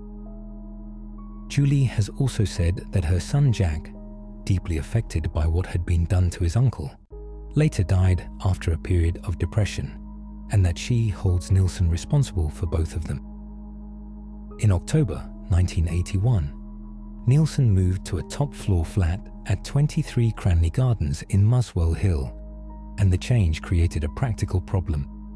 The top-floor flat had no floorboards to lift and no garden directly accessible from the property. The methods he had relied on at Melrose Avenue were no longer available, and he was forced to develop new approaches to disposal that were more complex and ultimately the cause of his discovery. At Cranley Gardens between late 1981 and February 1983, Nilsen caused the disappearance of 3 more young men. He was later only able to provide investigators with 2 names with certainty. The third man, Graham Allen from Glasgow, who was 28 and had a child, was identified through a jawbone matched to dental records. But because the identification came only days before Nilsen's trial, the case was never formally added to the charges. The disposal methods at Cranley Gardens involved handling remains and sending smaller material through the plumbing, while concealing other remains in the communal garden. It was the material pushed through the pipes that eventually caused the blockage reported by residents, which brought the plumber to the drain on the morning of February 9, 1983, which brought Detective Chief Inspector Peter J. to the property that evening, which brought Nilsen to the back of a police car saying the number 16. When officers entered the flat at Cranley Gardens on the night of Nilsen's arrest, what they found has been described by every detective present as the most disturbing scene any of them had encountered in their careers. In the wardrobes were 2 large black bags. In the bathroom were additional remains. In a wooden box there were further remains. The officers who worked the scene that night have said in subsequent interviews that the experience never fully left them. Several requested transfers shortly after. At least one retired early. The psychological cost of what was discovered that night extended well beyond the investigation itself. From the moment of his arrest, Nilsen was completely cooperative.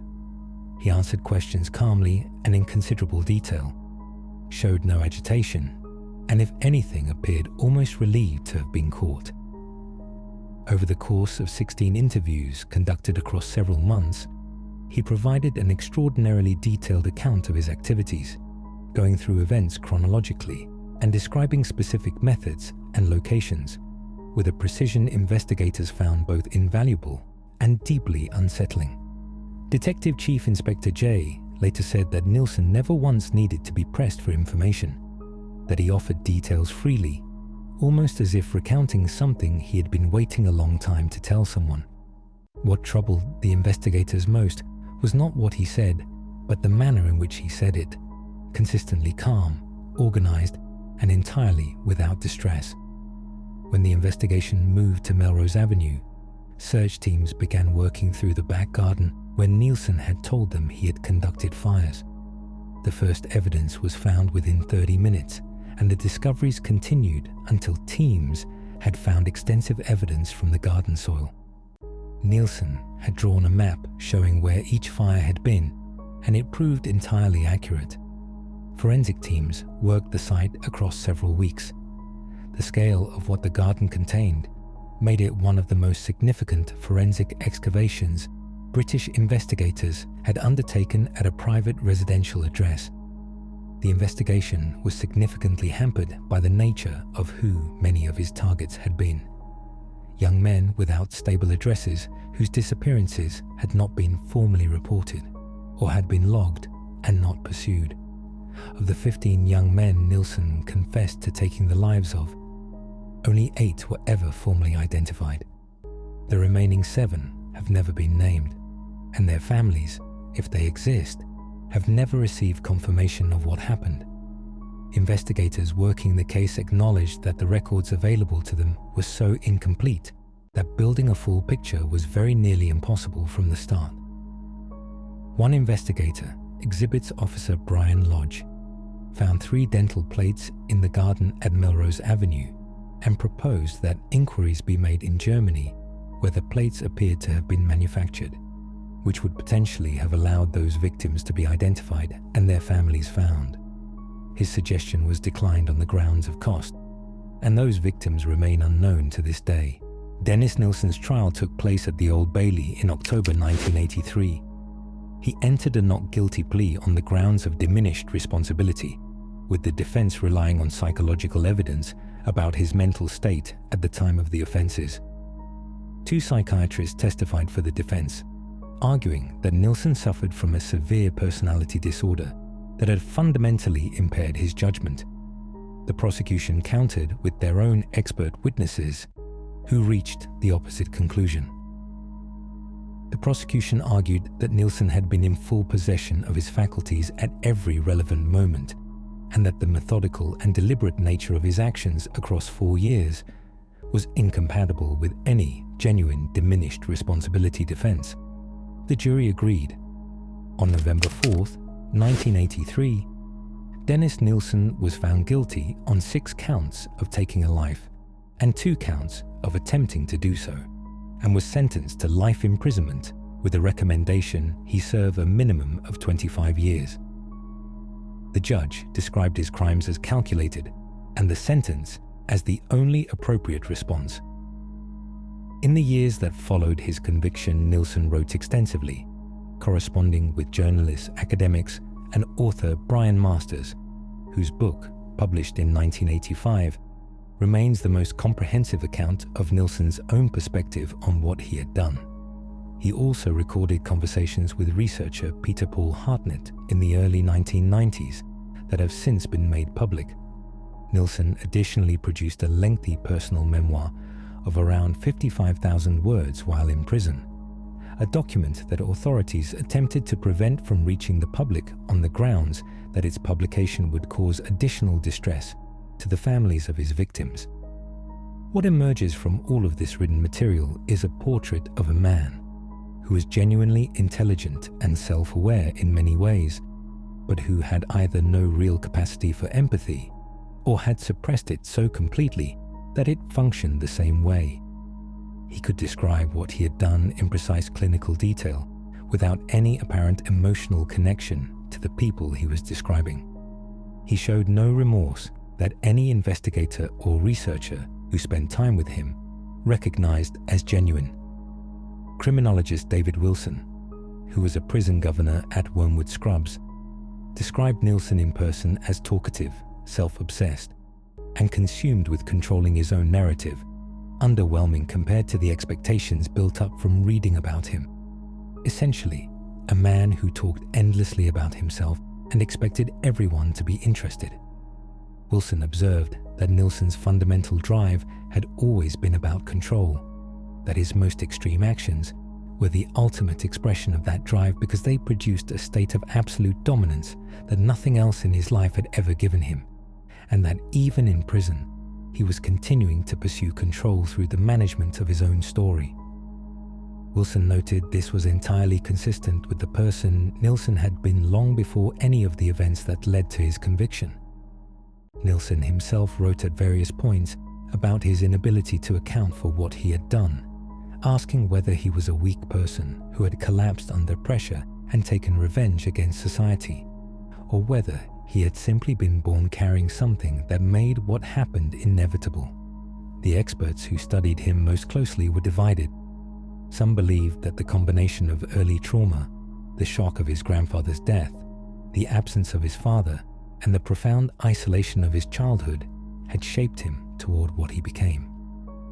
Others argued that while those experiences had been genuinely difficult, they were not unique to Nilsen, and that countless people had faced similar circumstances without becoming what Nilsen became, and that something additional at the level of biology or neurology had to be part of the explanation.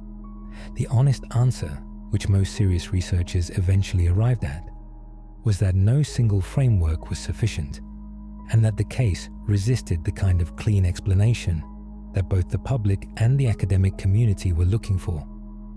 What nobody argued was that he had been born a monster in any simple sense, because that would have required ignoring everything in the record that showed a child who had been capable of love and attachment, who had cared deeply about his grandfather, who had wanted connection and companionship throughout his life, and simply been unable to achieve it in any healthy way. The person he became was made over time, assembled across decades from a set of components that might, in different circumstances, never have come together the way they did. One of the young men Nilsen later gave a name to was Martin Duffy, a 16-year-old who had left home in May 1980 and travelled to London in the hope of finding work, something he had done before without incident. Martin was described by those who knew him as bright, determined, and eager to build something for himself. He was not a runaway. He was not in trouble. He was a teenager who believed London offered possibilities that his hometown could not, and he had made the journey before and returned safely, which is part of why his family did not immediately assume the worst when contact stopped. This time, no one heard from Martin after he arrived. His disappearance was reported and his name added to a list, and his father, described by family members as relentless in his search, kept a photograph of Martin by his bed and would look at it and ask where his son was. He made repeated inquiries over the years and was given nothing meaningful in return. The systems he turned to were not equipped to help him, and the people he spoke to had no answers to give. The family lived for 3 years not knowing, and the truth only emerged when Nilsen was arrested and began providing names. Nilsen had befriended Martin on the day he arrived in London. He had taken Martin's briefcase and used it to carry his sandwich and newspaper to work. He had been given Martin's chef tools as a gift and used those same cutting tools during the events later described in court. The detail of the briefcase and the cutting tools is the kind of thing that stays with a family permanently. The knowledge that ordinary objects connected to their loved one were absorbed into the daily routine of the person responsible for his disappearance, treated as practical items rather than as evidence of a person who had existed and mattered. Martin's brother and sister, Graham and Hazel, have spoken about what it meant to finally know what had happened and what it cost their family across the years of not knowing. They have been consistent in saying that the press coverage, which tended to describe all of Nilsen's victims as gay, homeless drifters, was profoundly unjust and reduced people who had been loved and valued and missed to a single dismissive category that served the narrative more than it served the truth. Graham has said that Martin was a son and a brother and a friend to people who spent years grieving without answers, and that reducing him to a footnote in someone else's story was its own form of injustice. Carl Stotter, who survived his encounter with Nilsen, was never the same person afterward. His sister Julie described a man who had been charming and funny and full of life before that night, and who afterward was consumed by guilt and confusion and a drinking problem he was never able to resolve. Carl had gone to the police after what happened to him and had not been taken seriously. That institutional dismissal compounded everything that followed, because Carl spent years carrying not only the lasting harm of what Nilsen had done to him, but the knowledge that he had tried to report it and been effectively ignored. He could not understand why he had survived when others had not, and the question haunted him across 30 years. He gave interviews in later life, hoping that speaking publicly might bring him some form of resolution. But those who knew him said it never really came. What made his situation particularly difficult was that he had done everything a person was supposed to do. He had come forward. He had spoken to authorities. He had tried to ensure what happened to him would not happen to someone else. The system simply did not respond. He passed away alone in 2013 at the age of 52. Julie has said publicly that the consequences of what Nilsen did to Carl extended beyond Carl's own passing, because her son Jack, deeply affected by what had happened to his uncle, lost his life after a prolonged personal struggle, and that she holds Nilsen responsible for both of them. Julie has continued to speak about this publicly, not because she believes it changes anything, but because she wants the full human cost of what Nilsen did to be understood in its entirety. The count of 15 does not capture what actually happened, because the damage extended far beyond those 15 into the lives of everyone connected to them. Julie represents a reality that rarely makes it into accounts of cases like this one, which is that the people left behind carry consequences they did not choose and cannot put down. Of the 15 individuals connected to the case Nilsen confessed to, only 8 were ever formally identified. 7 remain unknown. There are no names attached to them in any public record. There are no families who have received official confirmation of what happened. Each of those 7 was a person with a history, with people who had known them, and in some cases with families who reported them missing and received nothing back. The missing persons infrastructure of the early 1980s was not built to find answers for people on the margins, and those 7 individuals fell through every gap that existed. The decision not to follow up on the dental plates found at Melrose Avenue means that there may be families in other countries still carrying the uncertainty of a loved one who simply never came home and was never explained. That decision, made on the grounds of cost, has never been formally revisited. The 7 remain unnamed, and the possibility of closing that chapter for anyone connected to them has grown smaller with every passing year. Anyone willing to discuss his case and motivations. He died on May 12, 2018, aged 72, having served 35 years. He never expressed genuine remorse. His primary concern throughout imprisonment was managing his own narrative and preserving his sense of significance, entirely consistent with the person he had always been. He spent his final years at HMP Full Sutton in Yorkshire, continuing to write and correspond until his health declined. He passed away from a pulmonary embolism following abdominal surgery, unremarkable in his ending as he had never been in his outward life. His case is not at its core a story about a monster who came from nowhere. It is a story about isolation, about the damage done to a person who never learns to connect with others and spends decades building an internal world increasingly disconnected from reality. It is also a story about institutional failure. Police dismissed accounts from young men who survived encounters with Nilsen and could have stopped him years earlier. A missing persons system so overwhelmed and poorly resourced that 12 people disappeared from the same address over 2.5 years without anyone connecting a single disappearance to another. The individuals connected to case were overwhelmingly young men already on the margins, who came to London looking for something better and found a city large enough to absorb them without noticing. The systems that should have protected them did not. Those conditions have not entirely disappeared. The young men lost in this case deserve to be remembered as who they actually were. Young men with families, futures, and people who loved them, not the dismissive categories the press assigned them. Martin Duffy's family said it best, that yards of column inches were devoted to Nilsen, while the young men lost in the case were barely mentioned, and that those people were far more important than Nilsen would ever be. That remains true. Nilsen died in 2018, with most individuals still unidentified, and the questions his case raised about protecting the vulnerable still unanswered. A blocked drain in February 1983 is the only reason any of this came to light at all, and what might have continued without it, does not have a comfortable answer. The real lesson from the Dennis Nilsen case is not about one man, but about what happens when systems designed to protect people are too underfunded and too poorly organized to do their job.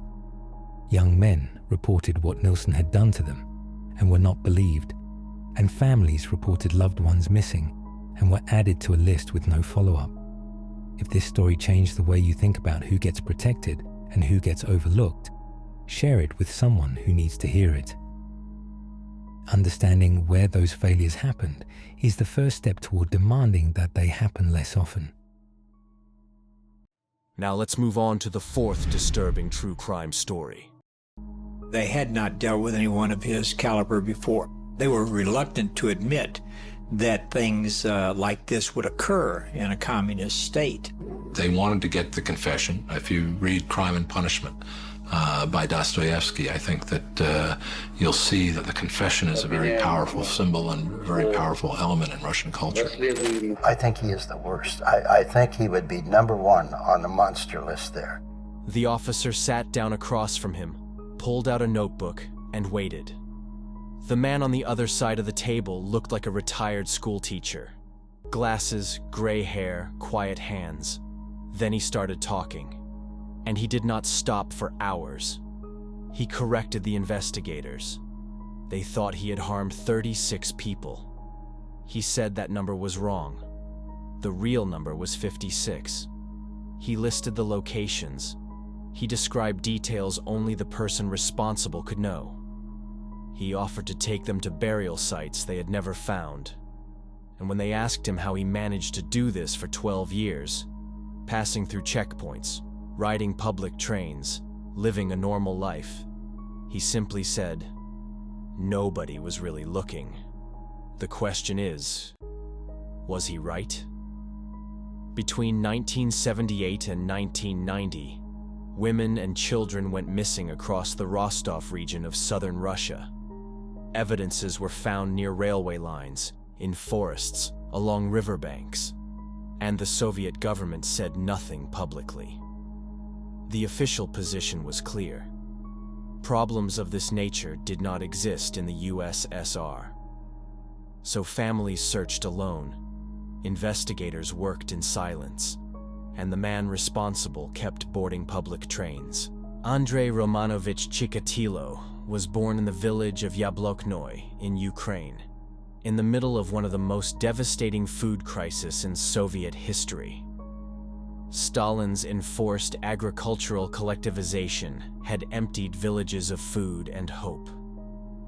Chikatilo's mother told him, from a very young age, that before he was born, his old day, whether that story was true, has never been confirmed.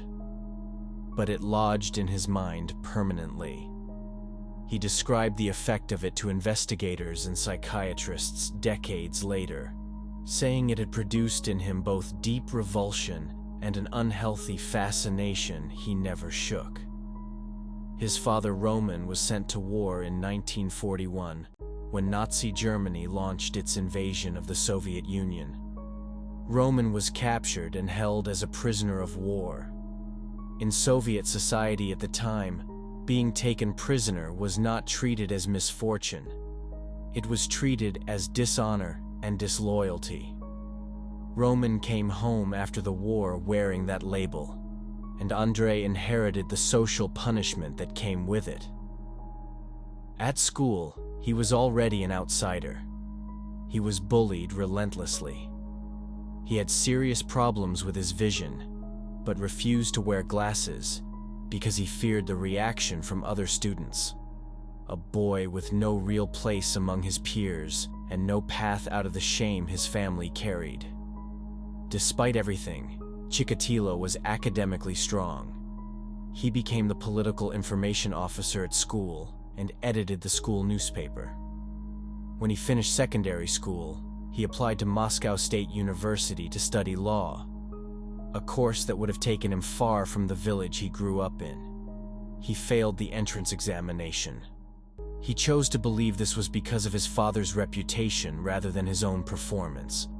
That self-justifying logic, That his failures were always the result of forces working against him became a pattern that defined the rest of his life.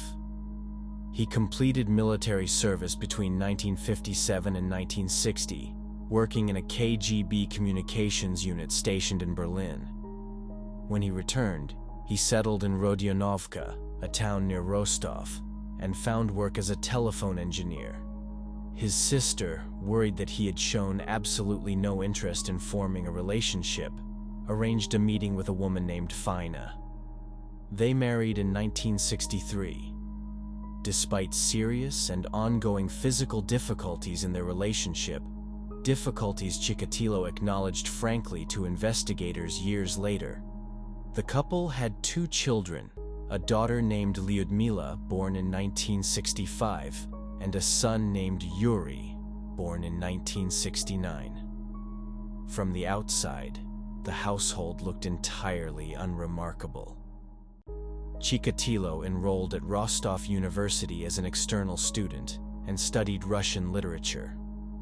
After completing his degree, he moved into teaching, a career that placed him in daily contact with young people and gave him an authority he had never had in any other context. In the classroom, that authority dissolved immediately. Students did not take him seriously. They mocked him. They ignored him. He had no ability to enforce discipline and no idea how to earn it. What was unfolding beneath that professional failure was far more serious. From the mid-1970s onward, a pattern of complaints began accumulating against Chikatilo from students and parents at every school he worked in.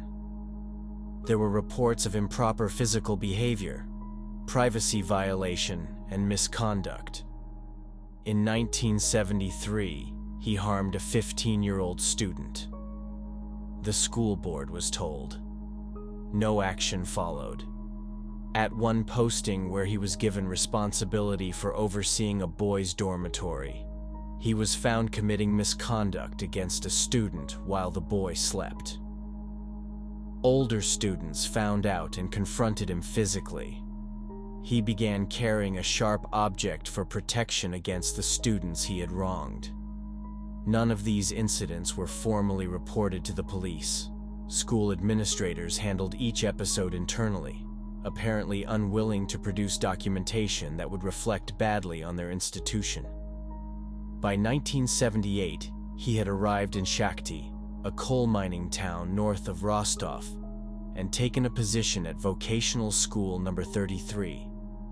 Around this time, without telling his wife, he purchased a small, run-down house on Mezhevoy Lane on the edge of town, across the road from the Giva River.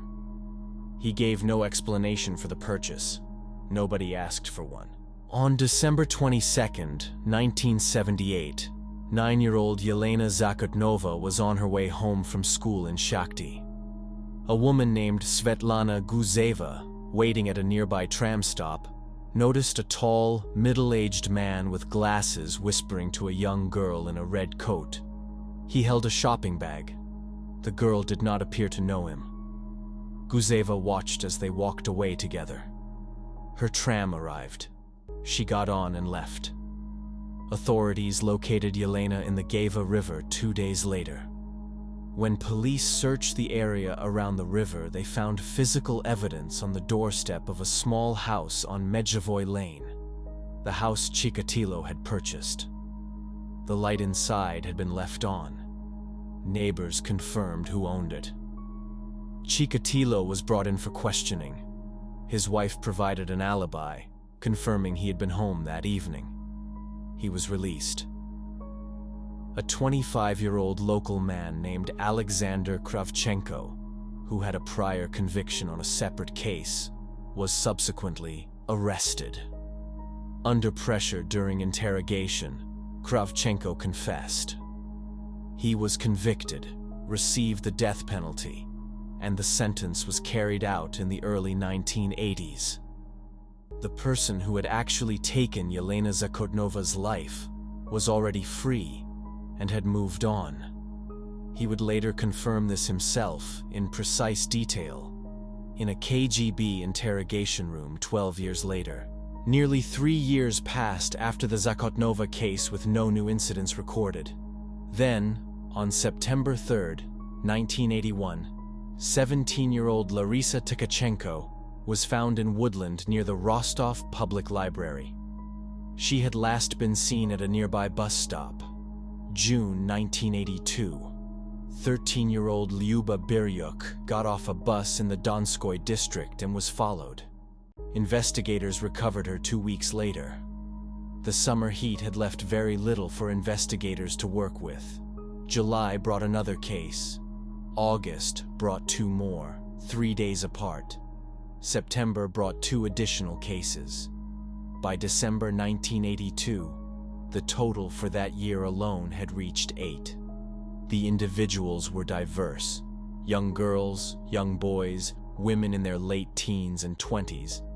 And that variety caused early investigators to seriously consider the possibility that more than one person was responsible. It was exactly the kind of confusion that allowed Chikatilo to continue undetected. In September 1983, Moscow dispatched Major Mikhail Fetisov and his team to Rostov after local investigators failed to produce any meaningful progress. Fetisov's assessment was direct. The local police were out of their depth, the cases were clearly the work of one individual, and the situation was being dramatically under-resourced. A new operational unit was created. Forensic specialist Viktor Burakov was placed in charge of the ground investigation. The operation was given a name: Forest Strip. For the first time, the full weight of a dedicated task force was pointed at the problem. But the Soviet system created its own obstacles.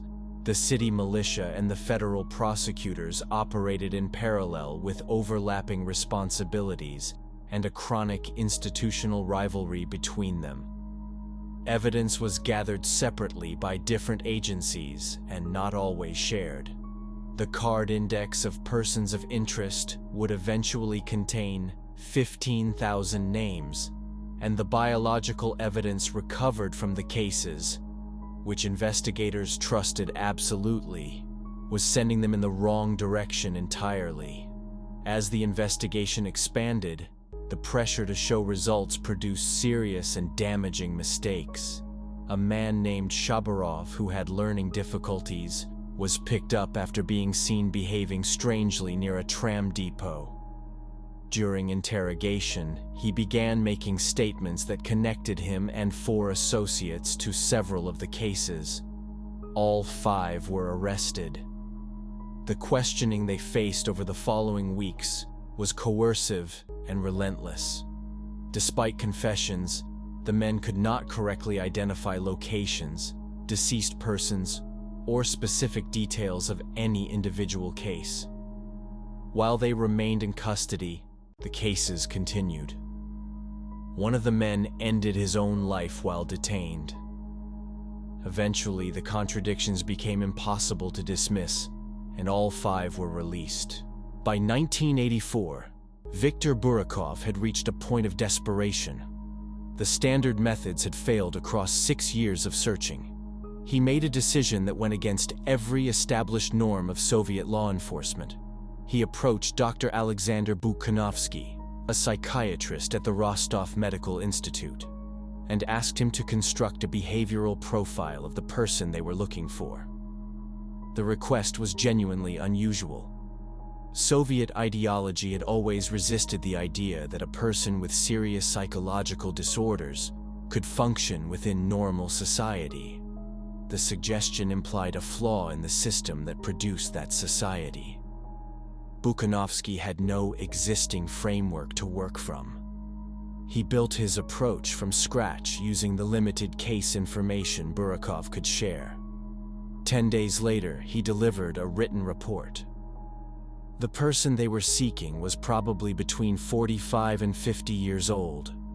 He would have a documented history of intimate difficulties. He would present as entirely ordinary in public. He would be educated. He would have almost no genuine friendships. he would derive his only available satisfaction through acts of harm against others, because conventional intimacy was something he had never been able to access. It was not comprehensive, but the accuracy of it, measured against what would eventually be confirmed about Chikatilo, was extraordinary. Burakov kept the profile and continued building his investigation around it. Inspector Alexander Zanasovsky had been assigned to plainclothes patrol duty at the Rostov bus station in September 1984. The previous 2 confirmed cases had both originated from transport locations, and Burakov believed the person responsible kept returning to the same environments. Zanasovsky understood this instinctively. He positioned himself at the station and watched the crowd with the patience of someone who had done this for years. Within a few days, a man caught his attention. Middle-aged, glasses. He kept moving around the station approaches, initiating conversations with young women and girls, being turned away, and then immediately redirecting his attention to the next person he spotted. The persistence was distinctive. Zanasovsky approached him and asked for identification. The man gave his name as Andrei Romanovich Chikatilo. He said he was a supply clerk returning from a work trip. He was calm and produced his papers without hesitation. His documents showed a connection to a KGB-affiliated division, which added a layer of bureaucratic delicacy to the situation. Zanasovsky found a way to hold him. A minor charge of harassing women in a public space, which carried 15 days of custody. When investigators used that window to search his background, they found the trail of complaints from schools across the region. They found he owned a house near the river in Shakhty, the same river where Yelena Zakotnova had been found in 1978. When they searched his bag, they found a small blade, a length of rope, and Vaseline. Everything assembled itself into a clear picture. And then the laboratory results came back. The biological evidence recovered from the scenes had consistently indicated that the person responsible had type AB blood.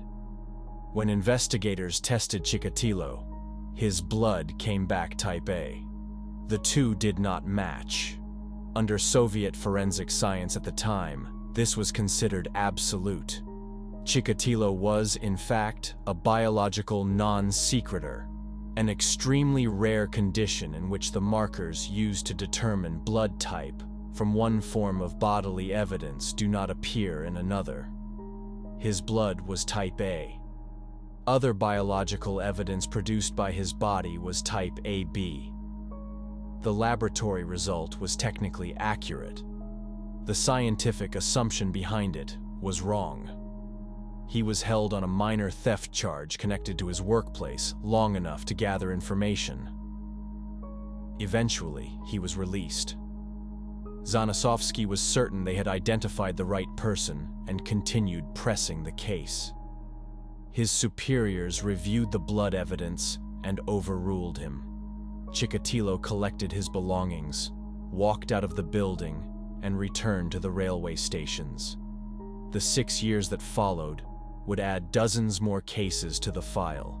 When Mikhail Gorbachev became General Secretary of the Communist Party in March 1985, the shift toward glasnost, greater openness, allowed the investigation to operate with slightly more flexibility. Isa Kostoyev, a senior investigator from the KGB's Department of Crimes of Special Importance, was assigned overall command of the case. He restructured the operation into 3 geographically focused teams, covering Shakhty, Novoshaktinsk, and Rostov. He authorized surveillance of nightclubs and adult establishments. He put former officers dismissed for misconduct under scrutiny. He deployed hundreds of plainclothes operatives across transport hubs across the entire region. In a move that surprised many inside the investigation, Viktor Burakov visited Novocherkassk detention facility in 1985 and requested an interview with Anatoly Slivko. a separate offender awaiting execution for the harm of 7 boys. Burakov wanted to understand how a person with these tendencies was able to function within ordinary Soviet society for years without detection. The conversation gave him specific insights into patterns of behavior and the psychology of concealment that he incorporated into how the team approached their search. On August 1st, 1985, Chikatilo was in Moscow on a work trip. Near Domodedovo Airport, he encountered 18-year-old Natalia Poklistova, who appeared to be traveling alone and in difficult circumstances. He offered to accompany her. Authorities located her 2 days later, 200 meters from her home. A rope had been used. She had been struck multiple times with a sharp object. The August case and a second case the same month drove Kostoyev to request significantly more resources from Moscow. The operation was now one of the largest police mobilizations in Soviet history. Through 1986 and 1987, the cases extended to Leningrad and to Uzbekistan. Chikatilo's supply clerk position required him to travel legitimately, and he used every trip as an opportunity. In December 1985, not knowing that police helicopters were patrolling the woodland corridors near railway lines, he joined a volunteer militia search party that had been organized to help find the very person he was. He walked alongside investigators in the same forest areas where he had operated. He knew the patrol patterns because he was part of them. By 1988, the profile of the cases had shifted. Of the 16 incidents between early 1988 and Chikatilo's final arrest in November 1990, 11 involved male individuals. Dr. Bukhanovsky later noted that Chikatilo described this shift himself during the confession, explaining that by the later years, the identity of the person no longer mattered to him. What mattered was the experience of dominance and control. The act itself had become the entire purpose, disconnected from any other factor. In January 1990, 11-year-old Andrei Kravchenko was taken from the streets of Shakhty. In March, 16-year-old Yaroslav Makarov skipped school, went to the train station, and was never seen alive again. Chikatilo took him to the botanical gardens in Rostov. Yaroslav's was recovered the following day. In July, 13-year-old Viktor Petrov was waiting at a morning bus stop when he disappeared. His case also took place in the botanical gardens, within a short distance of where Yaroslav Makarov had been found months earlier. The brazenness of operating in the same location twice within months suggested either a total disregard for detection or a certainty that the person responsible would not be caught. On November 6, 1990, Sergeant Igor Rybov was on duty near a rural station called Leskos when he spotted a man emerging from the tree line. The man was moving unsteadily. His clothing showed signs of recent physical activity. There was a bandage on one finger. On his cheek and ear there were traces of what appeared to be biological material. Rybov approached him, checked his identification papers, and found nothing immediately actionable. A train arrived at the platform. There was no legal basis to detain the man further. He was allowed to board. Rybov filed a report about the encounter. Days later, the human evidence of 22-year-old Svetlana Korostik was located in the woodland near that same station. She had been taken there on the same day Rybov had seen the man at the platform. Investigators reviewing the station logs pulled the name from Rybov's report. Cross-referencing it against the case files, they began checking Chikatilo's documented work travel against the confirmed dates and locations of cases going back years. The alignment was almost complete. On November 20th, 1990, 3 plainclothes officers tracked Chikatilo to the town of Novocherkassk. they observed him making contact attempts near a local park, first approaching a boy who was quickly called away by a woman, then moving toward another child who also moved on. The officers closed in. Chikatilo was taken into custody without resistance. He sat in the back of the vehicle on the way to Rostov and said nothing at all. Officers went directly to his home. Inside, they found a hammer, more than 20 knives, and a pair of shoes that matched footprints recovered from the scene of an unidentified woman's case. When his blood and biological samples were analyzed this time, the full picture emerged. Blood type A. Other biological evidence? Type AB. He could be AB. He was the match.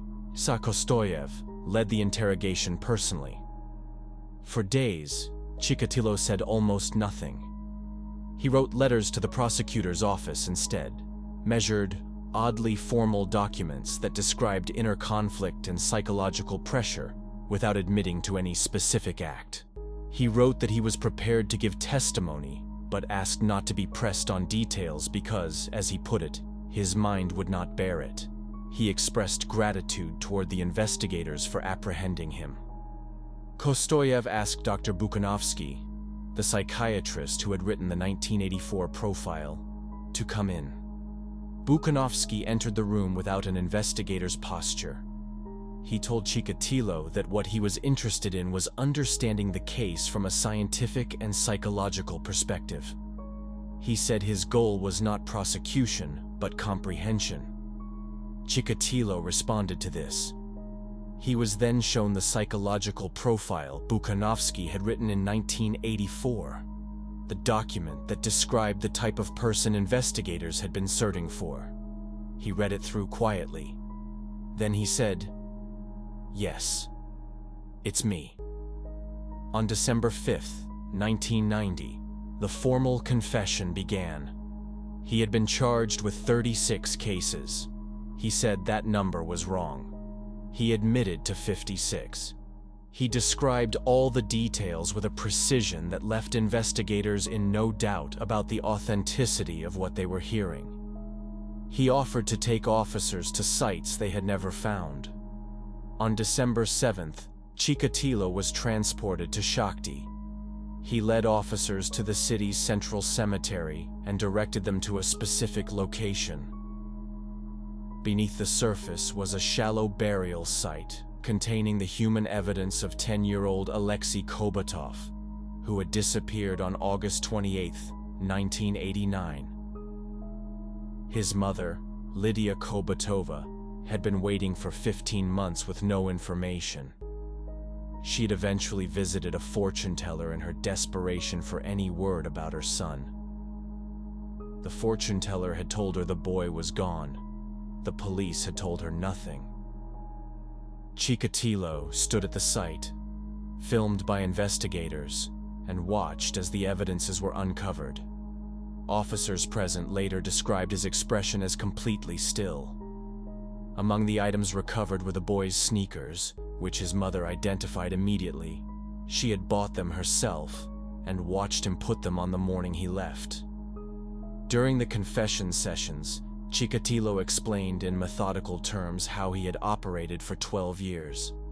He said he targeted people at transport locations, bus stops, station waiting rooms, railway platforms, because those environments produced a constant flow of people who were alone, distracted, or in need of assistance. With children, he offered chewing gum or the promise of food or entertainment. With young women, he described a shortcut to another station or a quicker route home. He said the approach was never complicated. He said, "I just said to all of them, 'Let's go. Let's have something to eat.' They were everywhere, at every stop. I didn't have to look for them." He described a physical sensation that overcame him once persons affected were in a woodland area. A shaking, he said, felt like a fever. He said conventional physical response had been impossible for him since adolescence, and that the escalation to direct harm had begun at the moment of his first incident in 1978, and had continued because it was the only experience that produced any reaction in him at all. He addressed the subject of the eyes directly. He said that as a child, growing up around older folk beliefs in rural Ukraine, he had absorbed the idea that a person's final conscious image remains fixed in their eyes after death. He said he had acted on this belief across many of the cases. When investigators heard him describe it, calmly, specifically without visible emotion, some left the room, others sat down. He confirmed that Alexander Kravchenko had played no part in the 1978 Zakotnova case. That confirmation, on record, directly in the voice of the person responsible, led to Russia's Supreme Court posthumously rescinding Kravchenko's sentence in 1991. The Soviet Union was formally dissolved on December 26, 1991. Andrei Chikatilo's trial, which opened on April 14, 1992, became one of the first large-scale criminal proceedings in the newly formed Russian Federation. It was held at the Rostov Regional Court, under Judge Leonid Akubzhanov. For the first time in a case of this kind in Russia, cameras and journalists were permitted inside the courtroom. Reading the charges took Judge Akubzhanov 2 full days. The case files ran to more than 200 volumes. When specific cases were described in detail, the ages, the locations, the physical evidence recovered, some people in the gallery fainted. On several occasions, members of the court security detail had to be temporarily removed and replaced because they were no longer able to remain present. Chikatilo was placed inside a steel cage at the front of the courtroom throughout the proceedings. The decision was not to protect the public from him. It was to protect him from the families seated 20 feet away. The courtroom held close to 200 people on most days. Medical staff circulated through the gallery distributing sedatives to family members whose distress became physical. Chikatilo was permitted to address the court and spoke for nearly 2 hours. He described his childhood, the period of starvation, the bullying, the failures, the humiliation. He said he had dreamed of a meaningful political career and had instead spent his life among strangers on trains and in waiting rooms. He described himself as a person systematically denied a normal existence by forces beyond his control. He assigned blame to everyone and accepted none. His behavior during the proceedings was erratic. He sang at unexpected moments. He shouted over testimony. He exposed himself to the courtroom and made a statement about his physical condition, apparently attempting to suggest that his dysfunction was a form of victimhood. Judge Akubzhanov questioned him directly multiple times about specific cases, asking how he could have carried out what the evidence showed without any apparent awareness of pain he was causing. Chikatilo's answer was always the same: "I cannot explain." One family member in the gallery called out that he was a cursed soul. Another said she wanted to do to him everything he had done to her daughter. The mother of 10-year-old Alexei Kobotov said she hoped for him the most terrible end imaginable. The judge had to repeatedly pause proceedings as the room lost its composure. At one point, a metal bar was thrown through the bars of the cage. It missed Chikatilo's head by a few centimeters. The man who threw it was briefly removed, then released. Chikatilo's defense lawyer, Murad Kabailov, argued throughout the trial that his client was not legally responsible for his actions, that the psychological evaluation showed a man incapable of rational choice. The 60-day psychiatric assessment conducted at Moscow's Serbsky Institute had identified serious abnormalities in Chikatilo's development from childhood, shaped by war, scarcity, poverty, and repeated trauma. But the evaluation's conclusion was clear. Chikatilo had retained the capacity to plan, to make deliberate choices, to adapt his behavior based on risk, and to conceal his actions across more than a decade. He had carried weapons intentionally. He had selected vulnerable targets specifically. He had traveled to unfamiliar regions to reduce the chance of recognition. The court determined he was legally competent to stand trial and to be sentenced accordingly. Judge Akubzhanov delivered his verdict in October 1992. He found Chikatilo guilty on 52 of the 53 counts brought before the court. The single omission involved one case where evidentiary certainty could not be established to the required standard. The guilty verdicts covered 21 boys aged between 8 and 16, 14 girls aged between 9 and 17, and 17 women aged 18 and above. The crimes had been committed across southern Russia, Ukraine, and Uzbekistan between 1978 and 1990. Every guilty count carried an individual sentence. As the verdicts were read, the courtroom broke into applause. From inside the cage, Chikatilo shouted, demanded a lawyer, kicked his bench over, and called the judge a fraud. He was removed from the court. Russian President Boris Yeltsin subsequently refused his appeal personally. The sentence was final. Andrei Romanovich Chikatilo was taken from his cell and the sentence was carried out shortly afterward. He was 57 years old. He issued no final statement. His wife Fina and their children had already changed their names and relocated to an undisclosed address. They did not attend.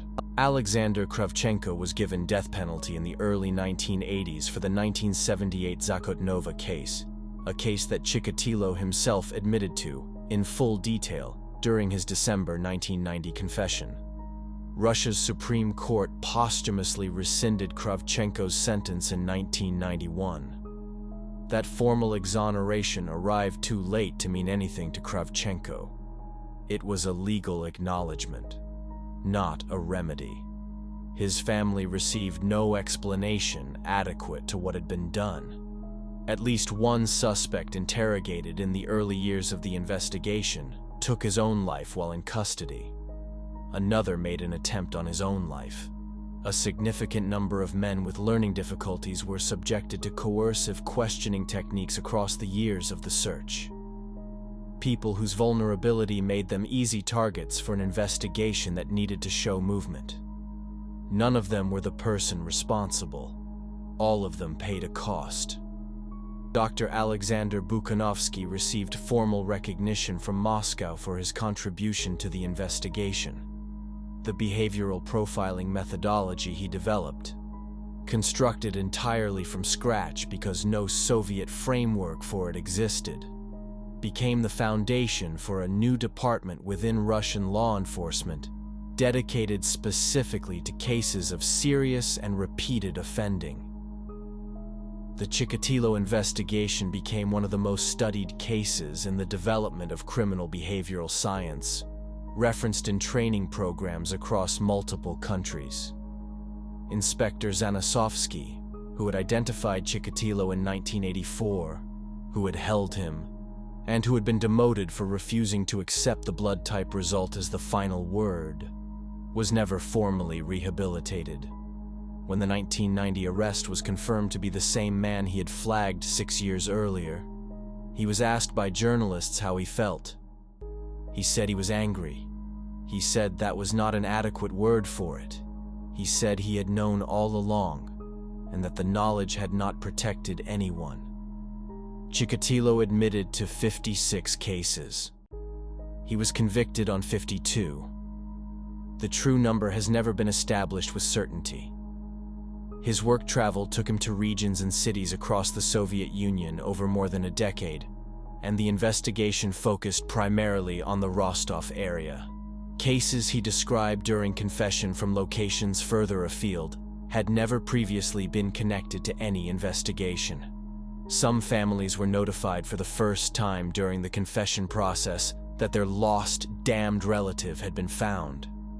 52 confirmed people. 21 boys, 14 girls, 17 women. Children who had been to the cinema, teenagers who had run away from difficult situations and were trying to get somewhere better. Young women who were offered a meal or a shorter route home. People who trusted a tall, quiet man with glasses who said he knew a shortcut. Let's go. They followed him.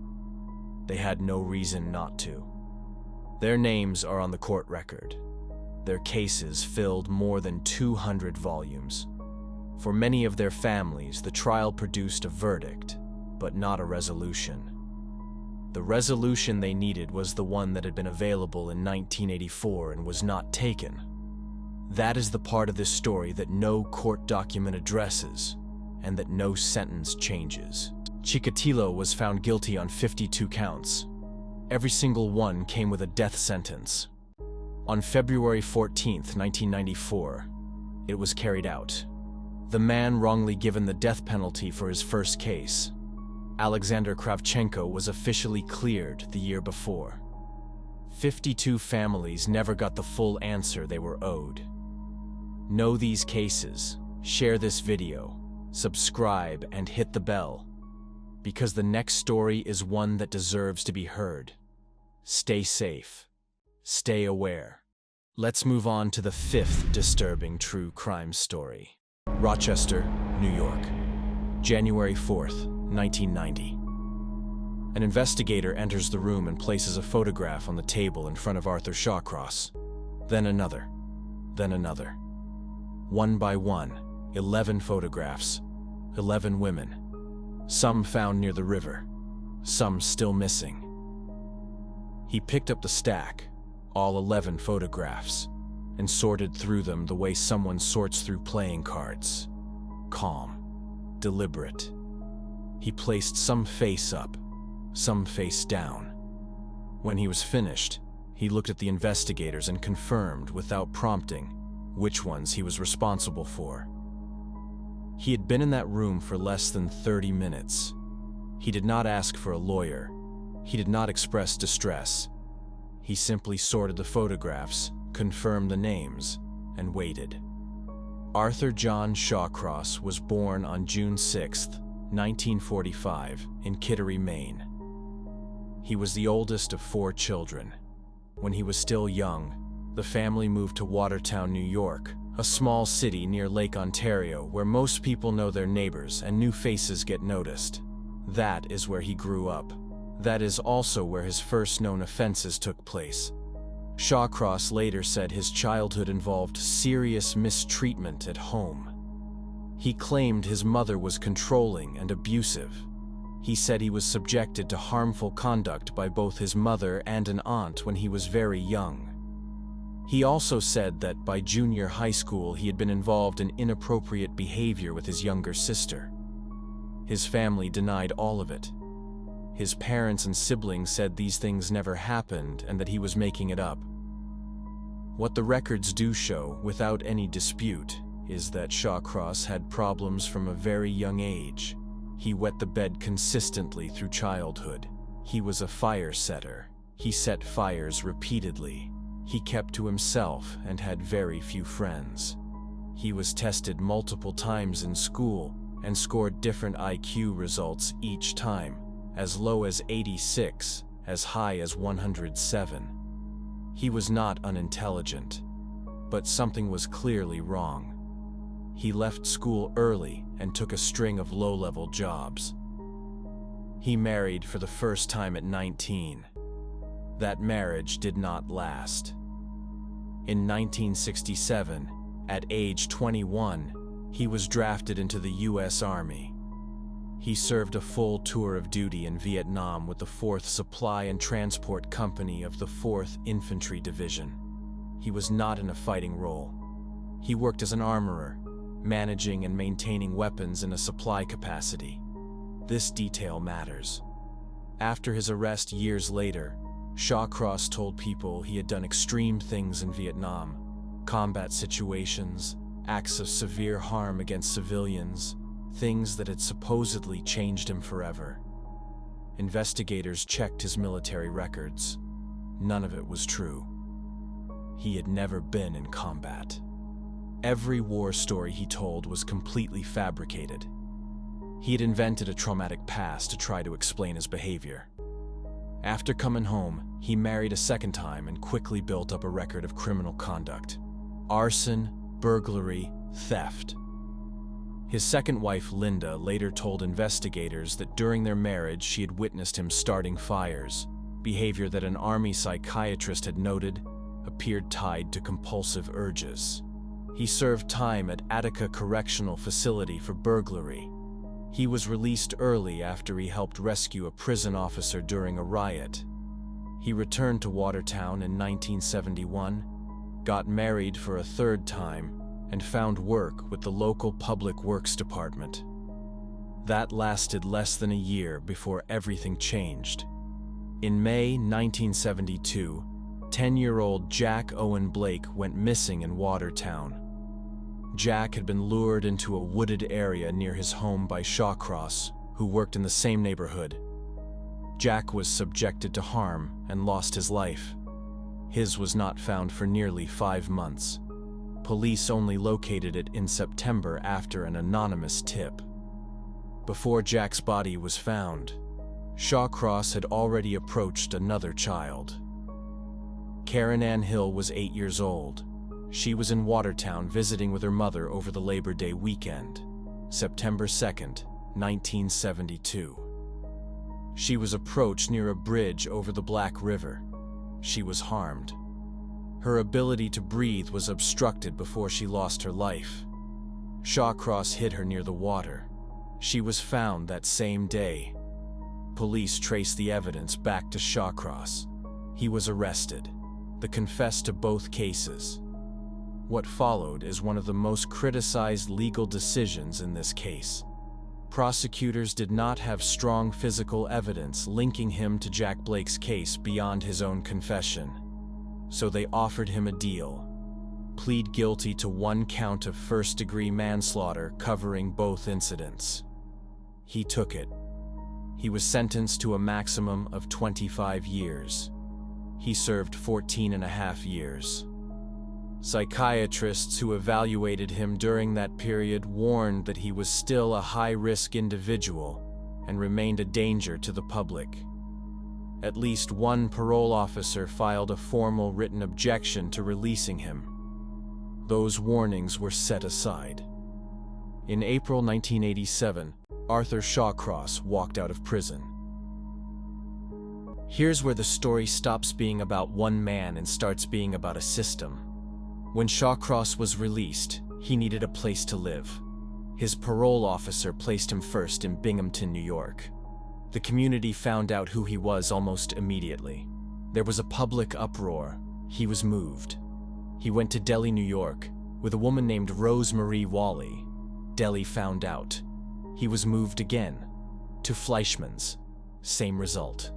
Every time a community learned who he was, they made it clear he was not welcome. The parole system's response to this was not to increase supervision.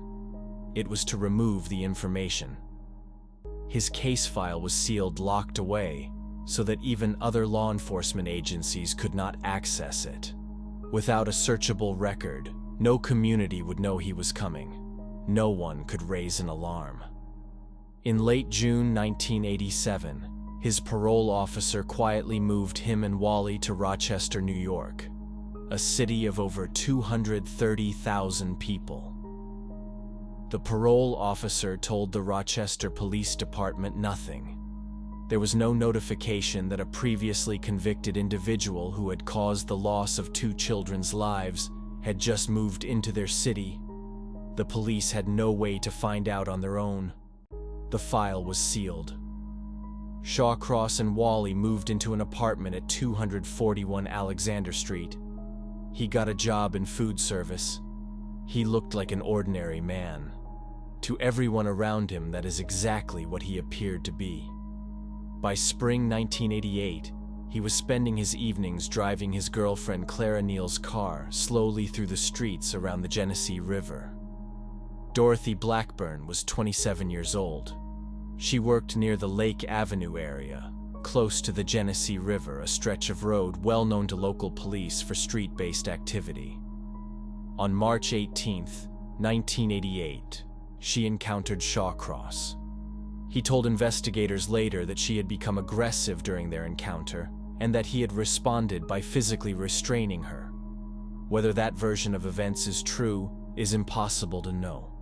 What is confirmed is that hunters found her remains near the Genesee River on March 24, 1988. She lost her life due to restricted breathing.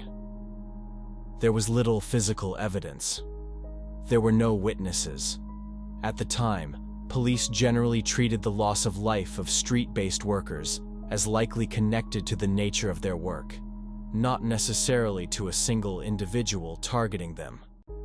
Dorothy Blackburn's case was filed. No investigation of any real scale was launched. No name came up. Shawcross kept his job. He kept driving the Lake Avenue corridor at night. More than a year passed before anyone connected the next set of remains to the same man. Anna Stefan, 28 years old, went missing on July 9, 1988. Her remains were not found until September 11, 1989, more than a year later, on the riverbank. She had lost her life due to restricted breathing. Because so much time had passed, investigators had very little to work with about what had actually happened to her. Then, in the second half of 1989, the cases started coming faster. Dorothy Keeler disappeared on July 29, 1989. She was 59 years old and had been living rough in the Rochester area. Shawcross told investigators later that he had known Keeler, that she had threatened to tell his wife about their relationship, and that this had led to the encounter. She was found on October 21, 1989. She had been struck with a heavy object. 6 days after that, on October 27th, the remains of Patricia Ives, 25, were found at a construction site. Shawcross gave investigators the same kind of story he had used for the Blackburn case. She had tried to take something from him. He reacted with extreme force. It was her fault. Investigators would hear versions of that same story again and again. With Keeler and Ives both found in the same general area, both having lost their lives due to restricted breathing, and both connected to Lake Avenue, local media started asking a question that had not been asked before. Was one person responsible for all of this? The term Genesee River offender started appearing in news reports. Police were now paying attention, but the man they were looking for had a sealed file and a food service job, and nobody in the Rochester Police Department knew to look at him. Frances Brown, 22, was found in October 1989. Shawcross had concealed her remains down an embankment near the river. Police only found her after a targeted search of the area. June Stott, 30, was a different kind of case. She was not a street-based worker. She had no connection to Lake Avenue through that kind of activity. She disappeared on October 23, 1989. Her remains were found about a month later. The way she lost her life and what was done to the scene afterward, which Shawcross later described in very specific detail, stood out clearly from the other cases. Investigators took note. After that, Marie Welch, 22, gone in November 1989. Kimberly Logan, 30, found November 15th. Elizabeth Gibson, 29, her remains were discovered in Wayne County near Silver Lake. Darlene Trippi, 32, found December 15th. Case after case, all being added to a growing file. The FBI was now involved. State police were helping. A profile was being built of whoever was responsible, someone who knew the river area well, possibly with a background in prior offenses or military service, someone the women felt comfortable enough to get into a vehicle with. The profile was broadly accurate, but without access to a sealed file, there was no way to arrive at a name. On December 18, 1989, June Cicero, 34, encountered Shawcross near the Lyle Avenue area. He left the lifeless individual near Salmon Creek, off the Genesee River Gorge. Over the next 2 weeks, he went back to that location several times. Felicia Stevens, 19, was the last. She disappeared in the final days of December. On December 31st, a trooper found her jeans and her ID card abandoned on a roadside outside the city. Rochester police immediately began an aerial search. On the morning of January 2nd, 1990, a state police helicopter was doing a low-level grid search over the Genesee River area, looking for any sign of Felicia Stevens. Near a bridge over Salmon Creek, the crew spotted a body lying flat on the surface of the frozen river below. Female. Not Felicia Stevens. It was June Cicero, whose passing had happened 2 weeks earlier. But the crew was not looking at the body alone.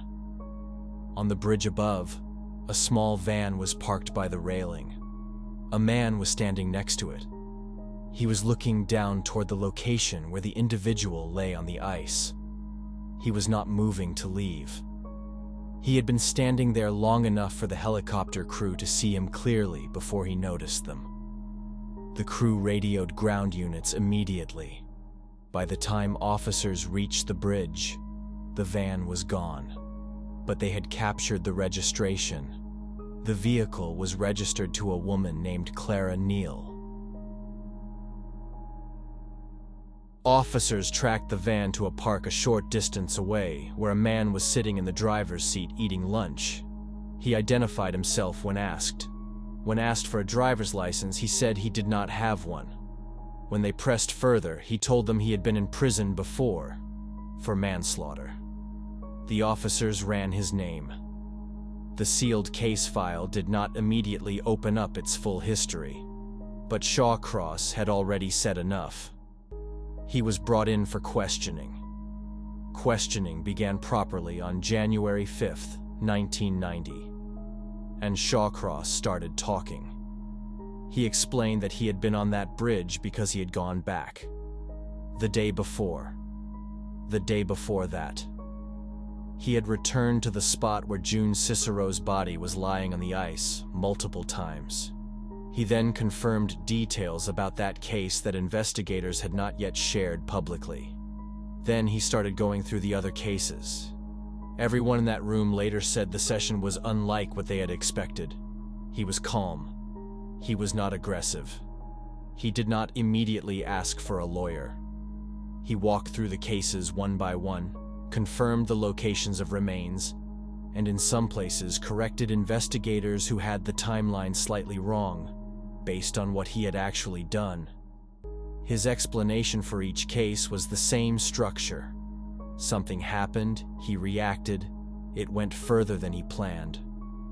Whether that was an honest account or a calculated story designed to help a future insanity defense, prosecutors would spend months trying to figure that out. Arthur Shawcross was formally arrested on January 5th, 1990. He was 44 years old. Once Shawcross was in custody, his sealed case file was finally opened. What investigators found inside it was not ambiguous. In 1972, he had confessed to the irreversible harm of 2 children. The plea arrangement had reduced the formal charge, but the facts of what had happened had not changed. Investigators from Monroe County, where most of the Rochester cases had occurred, now had to work alongside Wayne County, where Elizabeth Gibson had been found. Her case would be handled separately, in a different court. The 1972 cases added something important to the picture. This was not a man who had suddenly developed a pattern of dangerous behavior in Rochester. That pattern was 18 years old. It had started with 2 children. When the city of Rochester found out that Shawcross had been placed there without any notification to the local police, people were furious. Politicians, law enforcement, the public, all of them wanted to know how this had been allowed to happen. New York State Senator Christopher Mega said publicly that he could not understand how someone with Shawcross's history had been released from prison at all, let alone placed in a major city without telling law enforcement.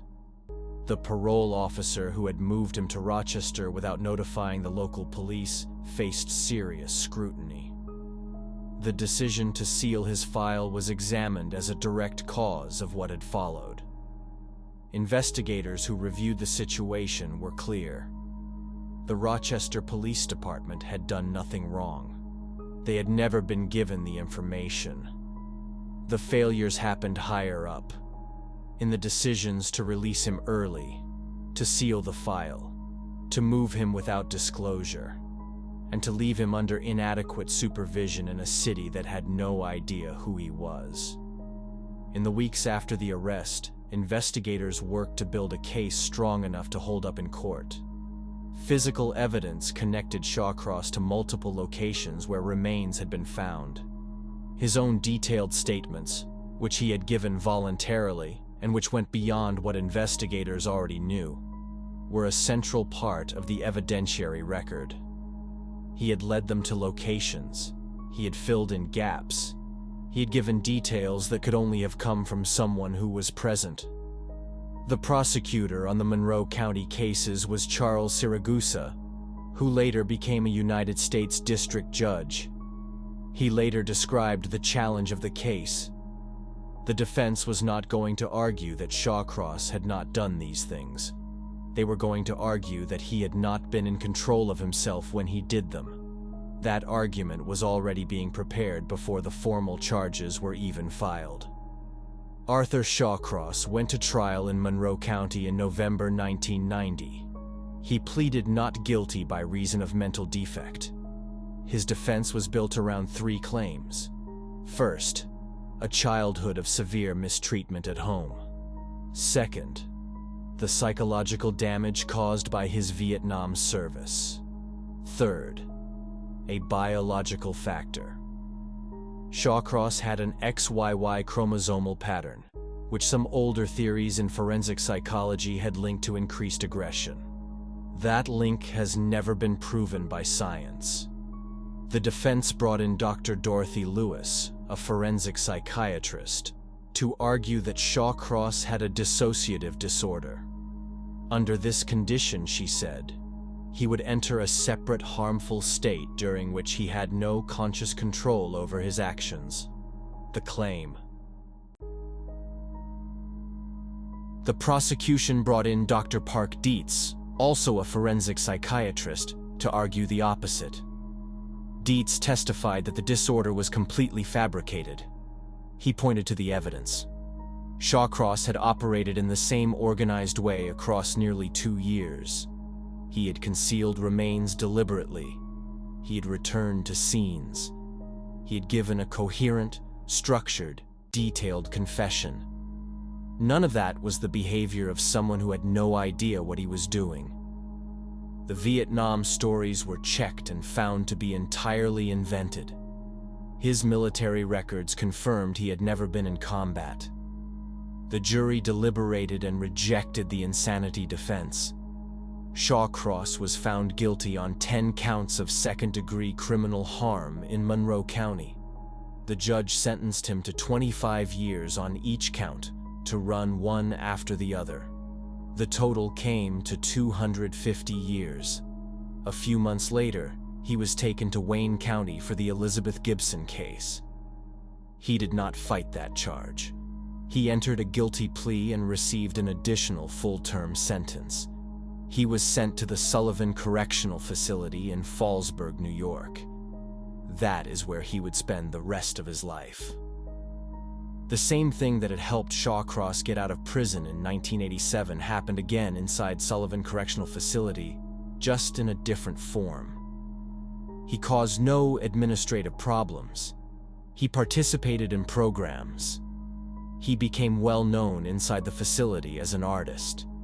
He produced paintings and drawings, and some of them were sold through a New York State program that allowed inmates to keep half the money from artwork sales.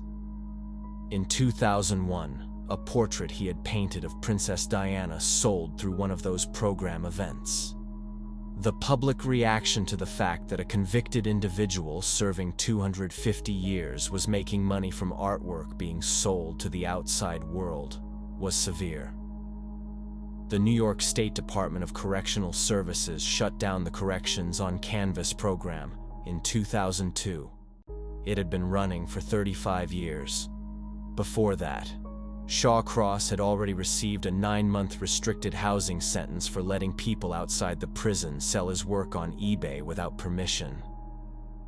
The Diana painting brought all of it back into public view. Over the years at Sullivan, Shawcross sat down for a number of interviews with researchers, documentary makers, journalists, and psychiatrists. What came out of those interviews was complicated and not always believable. In 2003, British journalist Catherine English interviewed him for a documentary on extreme human behavior. During that interview, he made detailed claims about conduct at the scene following the incidents in several Rochester cases. Some of what he said matched the evidence. Some of it could not be verified. Professionals who later reviewed his statements noted that Shawcross seemed invested in appearing as extreme as possible, that he was actively performing for whoever was listening. In 2006, Dr. Michael H. Stone, a clinical psychiatry professor at Columbia University, interviewed him for the Discovery Channel series Most Evil. Stone, whose academic work on harmful behavior is widely referenced in the field, later said publicly that Shawcross was one of the most serious examples of an unjustified early release in the entire history of the American criminal justice system. In that same interview, Shawcross again claimed his mother had subjected him to severe mistreatment as a child. He described the Rochester cases as reactions to being provoked the same framework he had used with investigators immediately after his arrest in 1990. His family continued to deny the abuse claims. No independent evidence has ever confirmed them. What every interview made clear was this: Shawcross spent decades thinking carefully about how to present himself. He understood that different stories served different purposes, and he was very deliberate about which version of himself he offered to each audience. Jack Owen Blake was 10 years old when he encountered Shawcross in Watertown in May 1972. His body was not found until September 5, 1972, almost 5 months after he disappeared. Because of the plea arrangement, Shawcross was never formally convicted of Jack's passing. That case exists only as a confession in the record. Karen Ann Hill was 8 years old. She had come to Watertown for the Labor Day weekend. Her case was the one Shawcross formally pleaded guilty to. She was 8 years old when she crossed paths with Arthur Shawcross. Dorothy Blackburn, 27, found March 24, 1988, near Salmon Creek. The first Rochester case. Anna Steffen, 28, disappeared July 9, 1988. Remains recovered September 11, 1989, from the river. Dorothy Keeler, 59, disappeared July 29, 1989.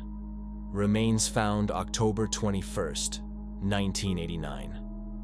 Patricia Ives, 25, found October 27, 1989, at a construction site off Lyle Avenue. Francis Brown, 22, found October 1989, concealed near the riverbank. June Stott, 30, disappeared. October 23, 1989. Remains found about 1 month later.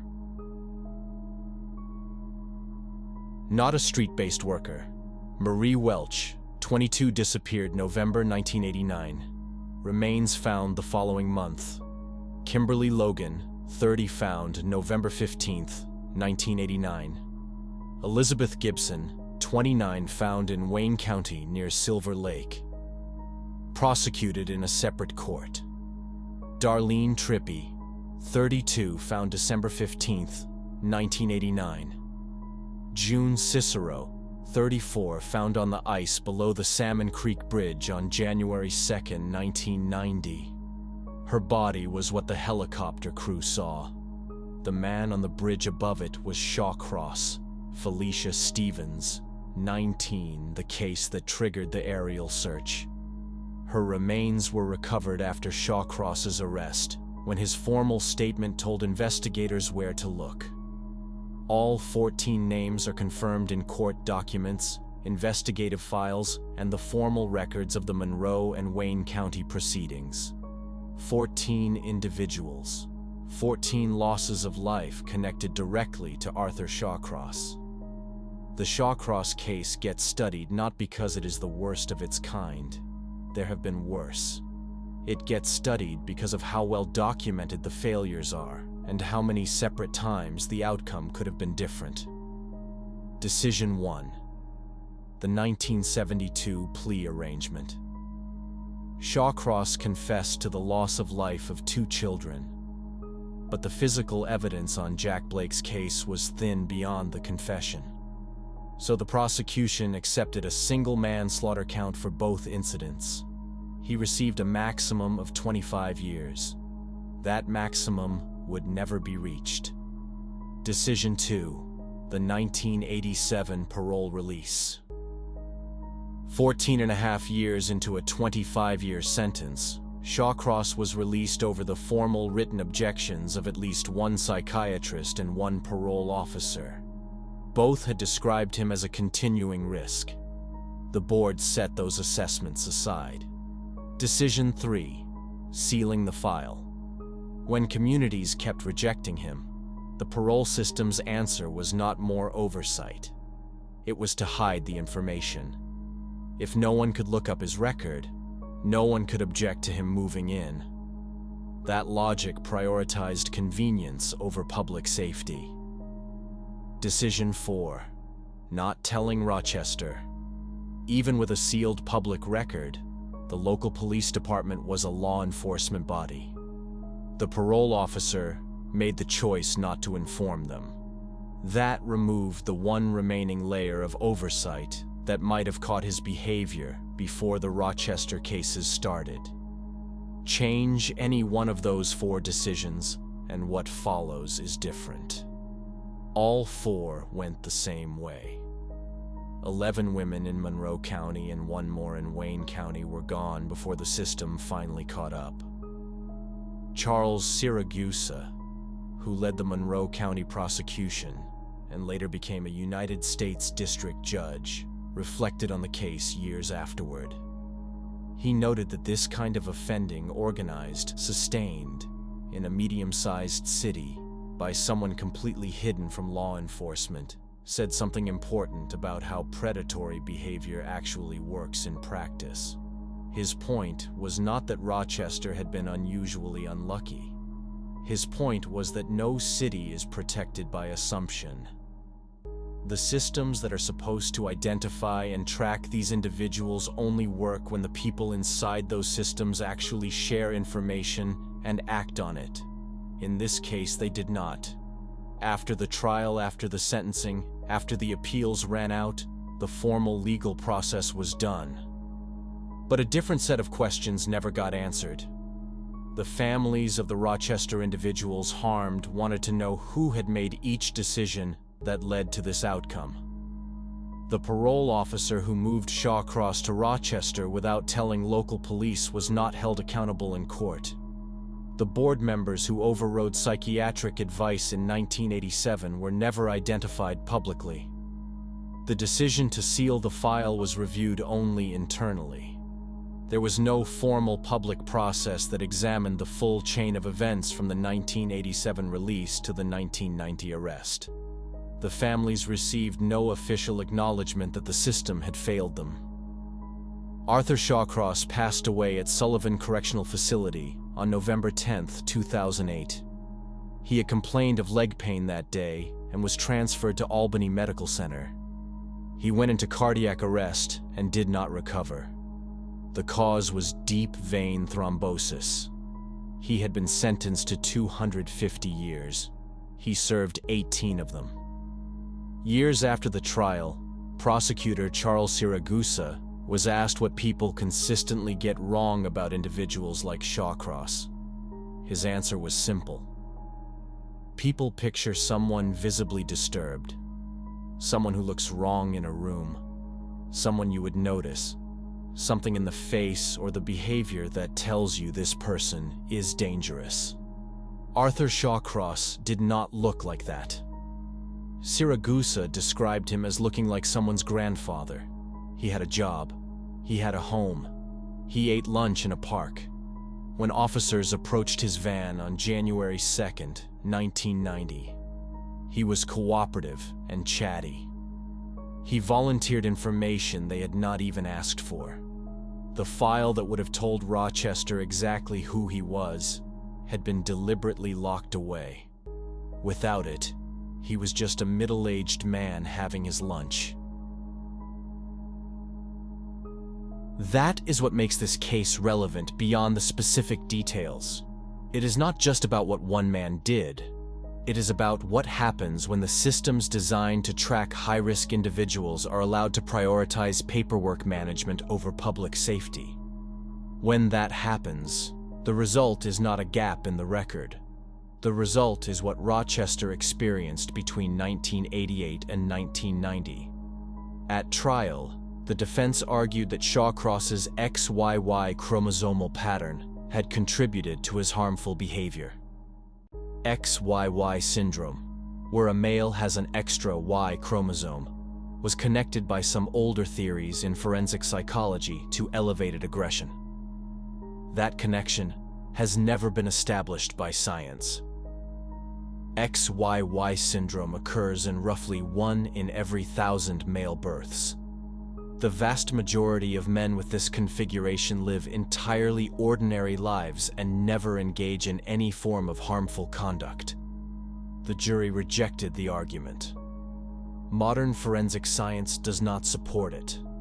The XYY argument was, in practical terms, part of a wider effort to show that Shawcross had not been in conscious control of his actions. The problem was the evidence. Nearly 2 years of consistent, organized, geographically structured behavior, including the deliberate concealment of remains and repeated visits to scene locations, was very difficult to reconcile with someone operating without awareness of what they were doing. The single most important fact in this entire case is this: Arthur Shawcross's behavior in Rochester was not new. It was the continuation of something that had started in Watertown in 1972. In 1972, he had lured 2 children, caused them harm, and ended their lives. He had concealed both. In Rochester, the individuals were different. The setting was different, but the pattern, approach, isolate, cause harm, conceal, return, was the same. He was evaluated in prison and assessed as no longer a risk by people who reached that conclusion without adequate basis. He was released. He was relocated into a city whose police force was never told who he was. And then the pattern continued. Rochester was not a random tragedy. It was a predictable outcome of choices that had been made, and it was predictable because the evidence that it would happen was right there in the file that nobody was allowed to look at. Arthur Shawcross was released because a system decided that being manageable in prison was the same thing as being safe to the public. Rochester paid the price for that decision. If this case gave you something to think about, share it and subscribe for a new, carefully researched documentary every week. The most important part of this story is not one man.